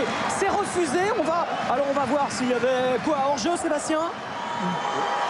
Oui, absolument, sur un cafouillage après un coup franc, voilà, sorti de Cédric Carasso, et ce ballon qui va revenir plusieurs fois contré sur sa ligne, et finalement Clément Turpin va refuser le but pour une position de hors-jeu. On vous croit, parce que là on n'a pas vu le plan large, on vous croit, et on le verra dans le jour de foot tout à l'heure avec Christophe Josse à partir de 23h. On va retourner à Bordeaux juste avant. Une image de Lyon, c'est Juninho qui, il y a 2 minutes à peu près, on va réembobiner, et bien, a touché la transversale de la tête. On regarde ça avec Christophe Dugarry et Jean-Pierre Papin. Regardez. Alors, Juninho, sur ce centre, sans doute, on découvre les images en même temps que vous, de la tête, qui a failli marquer son 101e but avec l'Olympique lyonnais pour sa dernière, peut-être, sans doute. Thierry David nous le dira peut-être tout à l'heure dans Jour de foot, justement, avec l'Olympique lyonnais. Toujours 2-0, c'est ça pour les Lyonnais. Face à Caen, on prend la direction du stade Jacques Chaban-Delmas. Bordeaux ne sera sans doute pas sacré ce soir, mais Bordeaux mène toujours face à Monaco 1-0. Grégoire Margoton et Giroud. Oui, Bordeaux mène toujours 1-0 et Bordeaux va mieux dans cette seconde période après l'avoir très mal débuté pendant un bon quart d'heure. Certi qui est remplacé et rentré à la place de Gouffran, et on sent les Bordelais solides physiquement, là, Guy, dans ces dernières minutes. Hein. Oui, Kavenayi également est entré à la place de Jussier. Bon, la confiance se renforce en approchant de la fin. Mais enfin, il n'y a pas de grande marge, et le moindre coup franc, le moindre corner pour Monaco peut être dangereux. Allez, on va suivre justement Certic, repris par Haruna, le jeune Nigérian qui fait vraiment des belles choses, grosse puissance physique depuis son entrée. La présence de Diawara, et au point de chute pour remettre ce ballon au sol, ou tenter de le faire, Johan Gourcuff, repris par Modesto. Ils ont eu des occasions, certes, les Bordelais, des frappes de Jussier, une double frappe de Certic, tout ça tranquillement. On le reverra tout à l'heure autour de Christophe Joff dans Jour de foot. En attendant, simplement ce petit but d'avance qui reste et qui maintient les Girondins de Bordeaux à 3 points devant l'Olympique de Marseille, mais qui ne fait pas de Bordeaux un champion dès ce soir. Nkoulou côté monégasque avec Lolo, et le 13e homme aussi qui est là, pour se faire entendre après un petit moment de doute pendant le début de la seconde période. Et Tremolinas qui a pris ce ballon devant Meriem. Et la puissance de Souleymane Diawara avec Kavenaghi. Lui aussi de retour après pratiquement 2 mois d'absence. Fernando Kavenaghi, il a joué quelques minutes face au Mans. Et la frappe de Fernando, dont il va préférer décaler encore une fois Gourcuff. Et on est reparti, Guy, dans ses attaques défense placées, comme on le voit depuis le début avec Chamakh. Et Gourcuff dans la surface de réparation qui peut s'entrer en retrait. Et ce ballon est sorti. Et ce sera pour lui. Pourquoi a-t-il fait un crochet supplémentaire alors qu'il avait le but devant lui, mais il n'a pas dû le sentir? Ouais, ce dernier crochet n'était pas indispensable. Et effectivement, le ballon était sorti alors qu'on revoit cet enchaînement de Marouane Chamakh, unique buteur pour l'instant de ce Bordeaux-Monaco à la 35e minute, son 13e but de la saison. Illégal, Kavenaghi en tête du classement des buteurs. 3 hommes à plus de 10 buts côté girondin de Bordeaux. Voilà qui fait de Bordeaux, avec Marseille d'ailleurs, la meilleure attaque de Ligue 1. Grégoire. Et voilà qui fait de Bordeaux. Oui. Alors, on peut y aller, on va aller voir du côté de Nancy ce qui se passe, parce que pour l'instant, David Berger, Olivier Rouillet, les Marseillais ont obtenu et continuent d'obtenir le droit de rêver. Oh oui, toujours l'espoir demeure dans les rangs marseillais, un quart d'heure de la fin, même si Mandanda a eu droit quand même à son envolée, un arrêt réflexe. C'est son premier du match. Oui, absolument, sur un coup de tête de Macaluso, une intervention très importante de Steve Mandanda, absolument superbe au niveau de la parade. Un nouveau centre et ce ballon qui navigue dans la surface, mais toujours l'imprécision des Nancéens qui essayent d'un début de révolte en fin de match. Mais pour l'instant, vraiment, on le rappelle, le rythme est un peu retombé et Marseille maîtrise. On revoit ce coup de tête de Macaluso. David, regardez, il est superbe. Et Mandanda est sur la trajectoire qui détourne en corner. Superbe parade du gardien olympien. Elle est belle, cette tête de Macaluso, et bien détournée par Mandanda. Un quart d'heure de la fin, Marseille qui n'a plus gagné à Nancy depuis plus de 10 ans est en train justement d'accrocher cette victoire si précieuse pour la course au titre. Est-ce que les Marseillais ne vont pas relâcher dans le dernier quart d'heure? Est-ce que Nancy va avoir les ressources pour aller venir inquiéter ces Marseillais? On va le savoir. En tout cas, ce dégagement ici de Grégorini qui souvent cherche à écarter. Il joue régulièrement sur Chrétien qui paraît le plus dangereux pour amorcer une offensive nancéenne. Oui, absolument. En tout cas, ce qui est étonnant quand même de la part de Nancy, David, c'est qu'ils n'ont absolument pas modifié leur schéma tactique. Toujours ces 2 rideaux de 5 et 4 joueurs. Seul Curpello est resté en pointe. Donc c'est pas très compliqué pour les Marseillais qui pour le moment gèrent bien. C'est vrai qu'ils se sont offerts de belles occasions. Les Lorientais viennent de marquer par le pagailleur Bayrou à Rennes. Rennes mène 2, désormais 2-1. Xavier Giraudot. Ah oui, le derby complètement relancé avec le but de Marama Vairua, lui qui dit se sentir plus passeur que buteur. Au fil des années qui passent, il reste à droit. Regardez, c'est parfait cette volée, messieurs. C'est équilibré plus que frappé. Sur le centre de Le Pen. Ça fait 2-1 et le derby complètement relancé. Et c'est logique parce qu'avec la rentrée d'Amalfitano et Olo, Xavier, je vous interromps car c'est la sortie de Juninho. La sortie pour la dernière peut-être de Juninho à Gerland. Et une standing ovation, je suppose, Cyril David, pour le Brésilien. Ouais, écoutez, on va laisser. Gerland est debout. Il aura marqué de son empreinte l'histoire lyonnaise. 344 matchs avec l'Olympique lyonnais, 100 buts. 43 coups francs pour le dieu de Gerland. Juninho tire allez, à 99%. Il nous le confirmera tout à l'heure dans Jour de foot. Sa référence à Lyon.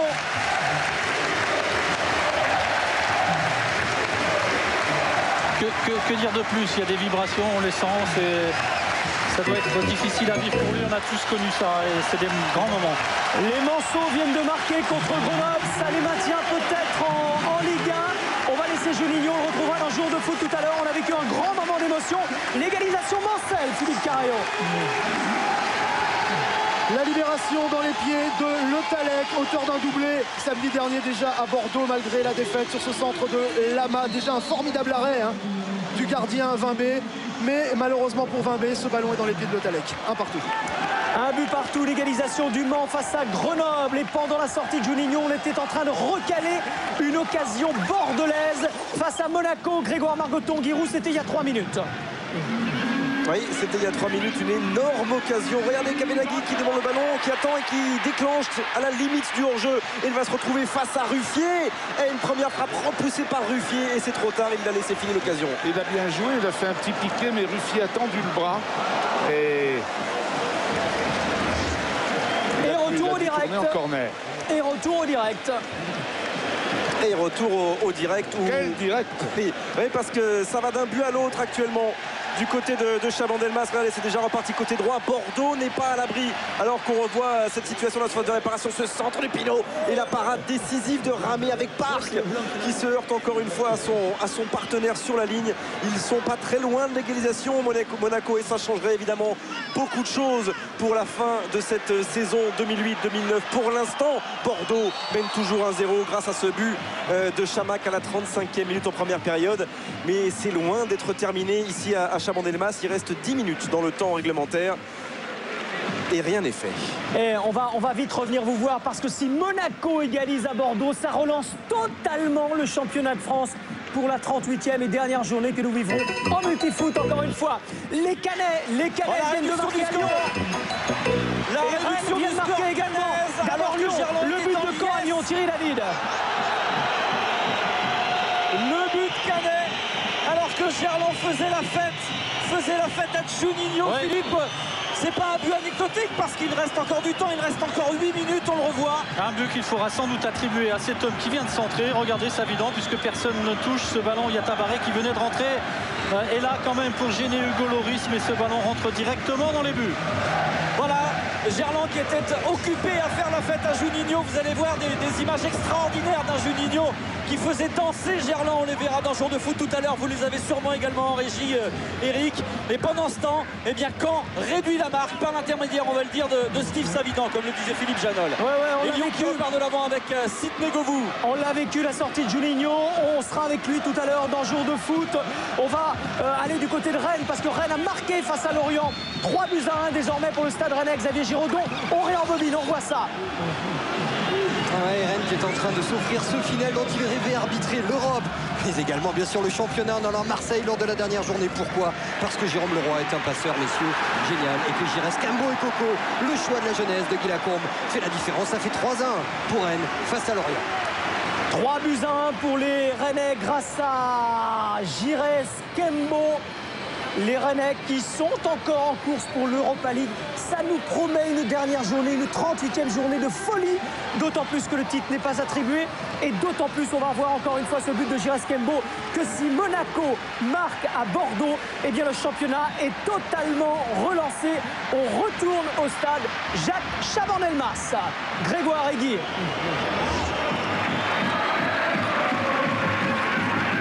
Grégoire Margoton-Guiraud. Et toujours 1-0 pour Bordeaux. Et on est encore, en tout cas dans les tribunes, les supporters sont sous le choc de cette occasion, Guy, qu'on a vu tout à l'heure pour Monaco, avec Diaz qui repousse la frappe de son coéquipier Parc sur la ligne adverse. Quelle occasion pour Monaco, énorme. Ils étaient complètement hors de position. Il y avait une parade de Ramé, mais la deuxième reprise, elle est sans doute dans le but. Et il y avait un joueur sur la trajectoire. Les 83e minute. Bon, il domine quand même dans l'ensemble, mais il n'y a rien de convaincant. On sent bien le match de crispation, le match qu'il faut gagner, et où il y a seulement un but d'avance. 83e minute, le corner. Yohan Gourcuff pour le frapper. Il a travaillé au point de pénalty. Encore le coup du crâne de Marouane Chamakh, qui n'inquiétera pas cette fois-ci. Grégoire, je vais poser la question à Christophe, parce que vous ne le voyez pas, ça fait une demi-heure qu'il n'est plus assis sur son chaise, il est debout, il a l'œil à 3 cm de l'écran des Girondins de Bordeaux. Christophe Dugarry. Ouais, non, mais c'est un match prenant. Bien évidemment, il y a beaucoup d'occasions pour Monaco. C'est vrai que Bordeaux s'en sort bien sur les occasions qu'on a Christophe, vues. je vais vous redonner la parole tout à l'heure. C'est la sortie de Sidney Govou. C'est peut-être la dernière de Sidney Govou à Gerland. L'ovation également, écoutez. Standing ovation également pour Sidney Govou. Ça sent vraiment la fin d'une époque, la fin d'une grande et belle époque pour l'Olympique Lyonnais. Oui, en tout cas, merci à eux deux, Govou et Juninho, en dehors de leur talent qui est immense. Ils ont transformé ce club ce club qui était banal, en redoutable, machine à gagner. Voilà, bravo pour tous ces titres et tout ce plaisir qu'ils ont pu nous donner. On voulait vous montrer cette Gogo image. qui a cédé sa place. Ouais, on vous la Attention remontrera. à Benzema, à la face à planter. On vous la remontrera tout à l'heure dans Jour de foot. Priorité, Thierry, évidemment, à Bordeaux et Marseille. Maintenant, on va retourner au stade Jacques Chaban-Delmas. Christophe Dugarry, je vous avais interrompu. Non, c'est vrai que Bordeaux arrive à avoir quelques temps forts dans ce match, mais c'est vrai que sur chaque contre-attaque monégasque, on sent quand même que les Bordelais sont à la limite de la rupture. On sent que physiquement, ils sont un petit peu en délicatesse. Alors on les voit s'accrocher, mais c'est vrai qu'en ne mettant pas ce deuxième but... Attention, Oh là là là, hors-jeu. Il va être refusé ce but. Hors-jeu, il faudrait regarder d'où il est parti. Oh, le Coréen était persuadé d'être en jeu. On va revoir tranquillement cette frappe de Pinot, le Colombien. Attention, les Girondins de Bordeaux, car les Monégasques n'ont jamais été aussi pressants. Alors on va au moment de la frappe. Effectivement, il est en position de hors-jeu. La frappe, ils sont 3 hors-jeu, enfin 2,5. Et ça se joue encore une fois, pas grand-chose. La belle frappe de Pinot. Un bon juge de touche, ça peut suffire. David Joel Quignou, c'est très bien jugé. Il profite de sa position de hors-jeu pour récupérer le ballon, donc il n'y a pas de problème sur cette action. Il y a hors-jeu, on est d'accord. Oui, il y a hors-jeu, mais c'est intéressant la réflexion de Giroud qui dit un bon juge de touche, un bon arbitre peut faire changer l'issue du championnat d'un match. C'est énorme. On va revenir à Bordeaux, bien évidemment. Il y a un autre match qui est excessivement important dans le bas de tableau, c'est Sochaux-Nantes. Et je sais que Thomas Guichard et Jacques Crevoisier nous appellent de Sochaux parce que c'est chaud. C'est chaud. Oh, un but de Nancy juste avant Sochaux.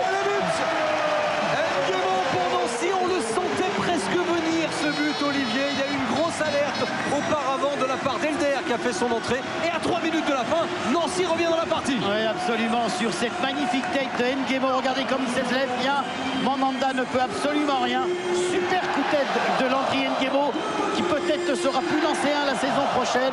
Mais en tout cas, il réussit un fort joli but. Et vous l'aviez dit, juste avant, Hilton avait mis en danger Mandanda sur un tir contré. En tout cas, attention Marseillais. Oh, il s'élève presque aussi haut que Marouane Chamakh, Nguemo. Ça fait 2-1. On croyait ce match plié, joué, gagné par Marseille. Eh bien, ce n'est peut-être pas terminé. Non, Eric. David, il faut le dire tout de suite. Si Nancy égalise face à Marseille, Bordeaux est champion ce soir. Donc on va rester avec vous, forcément, parce qu'une égalisation nancienne et Bordeaux sera champion. On reste avec vous, on va aller à Sochaux dans quelques instants. Mais c'est trop important ce qui se passe au stade Marcel Picot. Brandao pour Wiltord qui a fait son entrée. Zenden également est rentré. Kone, Van Buena et Nyang sont sortis. Ça veut dire que Guéret Guéret voulait évidemment tenir ce résultat, cette victoire 2-0. Marseille en danger. On regarde le chrono évidemment. Il doit rester à peu près 4-5 minutes en comptant le temps additionnel. Nancy est à l'attaque. Avec ce ballon pour Elder, très remuant. Il n'obtiendra pas le coup franc. Réclamé par tout le public. On peut féliciter aussi les supporters marseillais qui n'ont pas arrêté de donner de la voix pendant tout ce match, alors que Marseille gérait tranquillement, croyait-on à ce moment-là, son avantage. Oh, c'est Benzema qui vient de marquer pour l'Olympique Lyonnais. Ce n'est pas à Bordeaux, c'est à Lyon. Il est signé Karim Benzema qui s'est débrouillé tout seul dans la surface de réparation. Le crochet, la frappe pied gauche enchaînée. Philippe, c'était génial. Oui, comme un symbole pour sans doute le meilleur homme du match, Karim Benzema. Encore une fois dans tous les coups en seconde période également. Et regardez, il vient ici défier tout le monde. Il est dans la surface de réparation. C'est vrai qu'il y a quand même pas mal de passivité. Ils sont nombreux les Canets, mais personne véritablement au pressing, au contact. Et puis un ballon qui est légèrement dévié, en tout cas hors de portée. Encore une fois de Vincent Planté. 17e but cette saison pour Benzema, Karim Benzema. Le match est plié à Lyon, direction Sochaux avant de retourner à Nancy rapidement. Thomas Guichard, Jacques Crevoisier. C'est tellement important ce qui se passe sur tous les terrains de Ligue 1 ce soir. Nantes a tiré sur la barre tout à l'heure. On verra dans Jour de foot. Et c'est une fin de match incroyable également chez vous. Je peux vous dire que les secondes durent des minutes, des heures pour Sochaux qui mène toujours 2-1. Mais je peux vous dire que c'est peut-être loin d'être terminé parce que Sochaux souffre énormément, Jacques Crevoisier. Ouais, et on vous laisse, il y a un corner pour les Nancéens. Sinon, c'est marche. Bordeaux est champion. Dans la dernière passe, parce que... Avec ce dégagement de Sivelli, c'est chaud, croyez-nous, Eric, on est dans le temps additionnel. Il y aura 3 minutes seulement. 3 minutes de plus de souffrance, peut-être pour l'Olympique de Marseille, avec encore une belle montée d'Elder tout à l'heure. Oui, absolument, Elder qui est venu encore perturber la défense olympienne. Eric Guéret est quand même très tendu en cette fin de rencontre. C'est vrai que les Nancéens, tout d'un coup, se jettent à corps perdu dans la bataille. Ils sont dangereux. aux Olympiens à réagir. Il ferme les yeux. Eric Guéret, il a certainement dû croiser les doigts à nouveau pour tenir cette victoire. Lui qui a dit que si le titre se jouait à la dernière journée, il se tiendra informé du résultat de Bordeaux pratiquement en permanence, seconde par seconde. Et bien là, il faut tenir encore un peu plus de 2 minutes. La furia nancéenne est peut-être lancée. Des Nancéens un petit peu décevants, un petit peu en dilettante tout au long de ce match. Et qui là, David et Olivier, on va à Bordeaux car Monaco pousse. Les Monégasques sont en train de se procurer un nombre incroyable d'occasions. Grégoire Aiguille. C'est chaud bouillant dans la surface de réparation de Rick Ramé. 90e minute, on est encore dans le temps réglementaire. Regardez le ralenti de l'action précédente, ce centre de Pinot que personne ne touche. Gakpé le convoitait et la frappe enchaînée. Bordeaux souffre au second poteau, encore une tête et ce sera un corner concédé par Marouane Chamakh encore une fois. Que c'est dur pour Bordeaux, Guy, en ce moment. Oui, ils sont complètement à la rue, il y a de la fébrilité dans tout ce qu'ils font.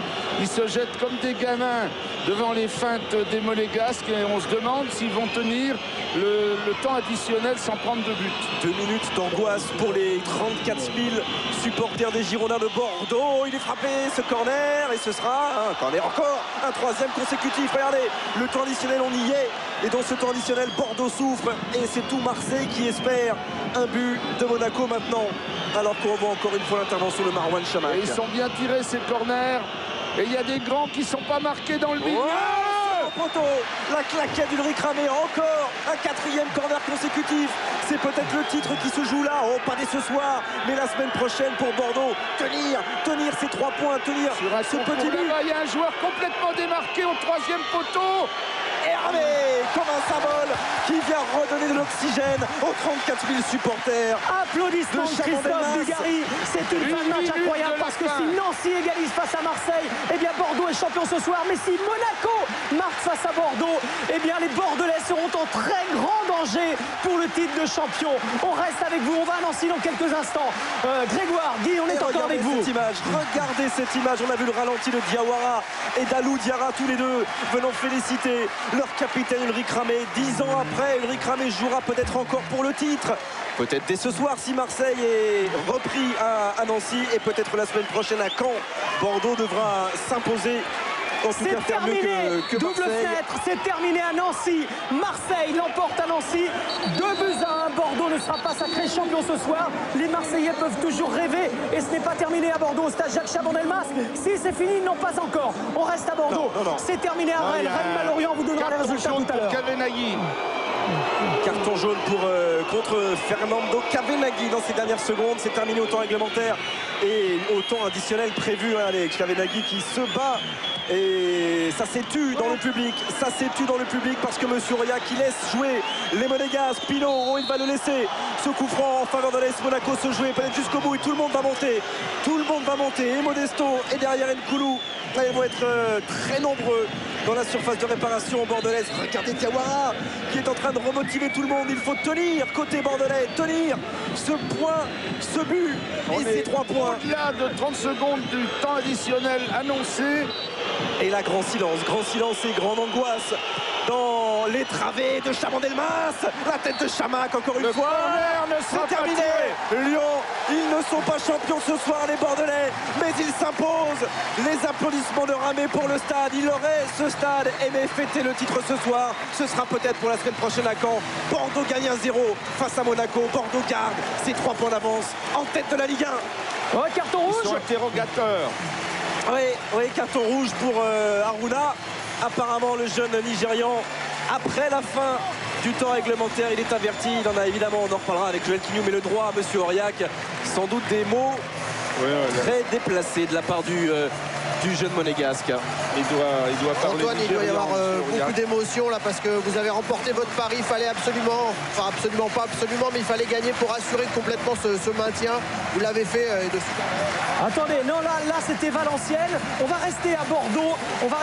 C'est terminé sur tous les stades. On va revoir les scores dans quelques instants. On va revoir tous les deux évidemment dans Jour de foot. Peut-être une interview du côté de Bordeaux. Le classement, Christophe Achot, votre analyse. D'abord, c'est un soupir pour vous le Bordelais, hein. C'est un soulagement. Non, mais c'était surtout une très belle soirée, puis ça s'est joué jusqu'à la fin. Le dernier but pouvait faire pencher n'importe quelle situation. Donc c'est vrai que Bordeaux a eu beaucoup de réussite, on peut dire, sur ce match-là. Un titre de champion va se chercher, va se gagner au courage, à la volonté. C'est vrai que Bordeaux a fait l'essentiel, mais les Marseillais vont tenir jusqu'au bout. C'est vraiment un beau duo, tant en haut qu'en bas. Jean-Pierre Papin. Je crois qu'on a fait beaucoup de plaisir ce soir parce qu'il y avait de l'enjeu partout. C'est vrai que moi j'ai trouvé les Girondins un petit peu fatigués en deuxième mi-temps. Peut-être parce que Monaco aussi a joué plus libéré. Marseille aussi un peu émoussé en fin de rencontre. Mais bon, une saison entière va se jouer sur un seul dernier match. Et là, je pense que ça risque d'être plutôt sympathique. Alors ça veut dire c'est terminé du côté de Bordeaux. On va y retourner dans quelques instants pour avoir des interviews forcément au stade Jacques Chaban-Delmas, des interviews du côté du stade Marcel Picot à Nancy. Ce qui est certain, c'est qu'on attendait ce soir de savoir si Bordeaux allait être ou pas champion. On attendait de savoir qui allait jouer la Ligue des Champions. C'est Lyon, le 3e tour préliminaire, ça c'est sûr. On attendait de savoir qui allait descendre, on ne sait pas. Tout se jouera lors de la 38e et dernière journée. Ce sera la semaine prochaine en direct dans le multifoot. On va retourner où d'abord? Du côté de Bordeaux, du côté de Marseille? Où a-t-on des interviews? À moins qu'on fasse un point sur les résultats avant de donner la parole à Christophe Josse. Alors pas de sonore pour l'instant, pas d'interview pour l'instant, que ce soit du côté de Nancy ou que ce soit du côté de Bordeaux. On va faire le point sur les résultats, si vous le voulez bien, de cette soirée, avant de la prolonger, cette soirée, avec interview, avec les buts, avec les analyses. Regardez, Bordeaux bat Monaco 1-0. Un but marqué par Chamat. Marseille l'emporte à Nancy 2-1. But de Brandao et de Macaluso contre son camp, contre un but de Nguemo. Lyon bat Caen 3-1. But de, dans l'ordre, Juninho sur pénalty, Govou et Benzema contre un but de Savidan ou Yatabaré. On le saura dans le jour de foot. Valenciennes bat le PSG 2-1. But d'Odel et de Pujol contre un but de Kezman. C'est le PSG qui avait ouvert le score. Toulouse l'emporte à Nice 2-0. Un doublé de Gignac. Lille l'emporte au Havre 1-0. Un but marqué pour les Lillois par Bastos. Rennes bat Lorient 3-1. But de Sceaux, de Fagné, de Kembo contre un but de Vaïroua. Le Mans et Grenoble a but partout. Grenoble avait ouvert le score, je ne sais plus par qui. On le verra dans le jour de foot. Égalisation de Le Talec. Auxerre bat Saint-Etienne 1-0. Un but de Yélène. Saint-Etienne est en très grand danger. Saint-Etienne est relégable ce soir. Et Sochaux bat Nantes 2-1. Nantes n'est pas encore mathématiquement en Ligue 2. But de Erding et d'Afolabi contre un but de Bagayoko sur penalty. Une image de Juninho du côté de Lyon peut-être. Juninho est-il resté sur le terrain? Est-ce qu'on peut la voir cette image? Voilà, Juninho. Thierry David, est-ce qu'on a Thierry David en ligne? Juninho qui prolonge le plaisir, le bonheur du côté de Gerland. Hein. Oui, absolument. D'ailleurs, on vous le disait durant la retransmission, Juninho qui va recevoir un trophée pour rendre hommage à ses 100 buts. Philippe Janol, on vient de l'entendre au micro de Dominique Casagrande sur Foot Plus il y a quelques instants. Il sera avec nous tout à l'heure dans Jour de Foot. En clair, il a dit qu'il ne savait pas trop encore ce qu'il allait faire, mais que ça sentait quand même la fin, Philippe. Oui, par rapport à Govou notamment. A priori, il partirait. En tout cas, moi, j'ai qu'un souhait, c'est que les 3 buteurs de ce soir ne partent pas tous. Et je vous rappelle ceux qui ont marqué: Benzema, Juninho, Sidney Govou. Voilà, et puis Savidan pour Caen. Messieurs, les premières réactions bordelaises et marseillaises. On écoute d'abord Benoît Chéroux, micro de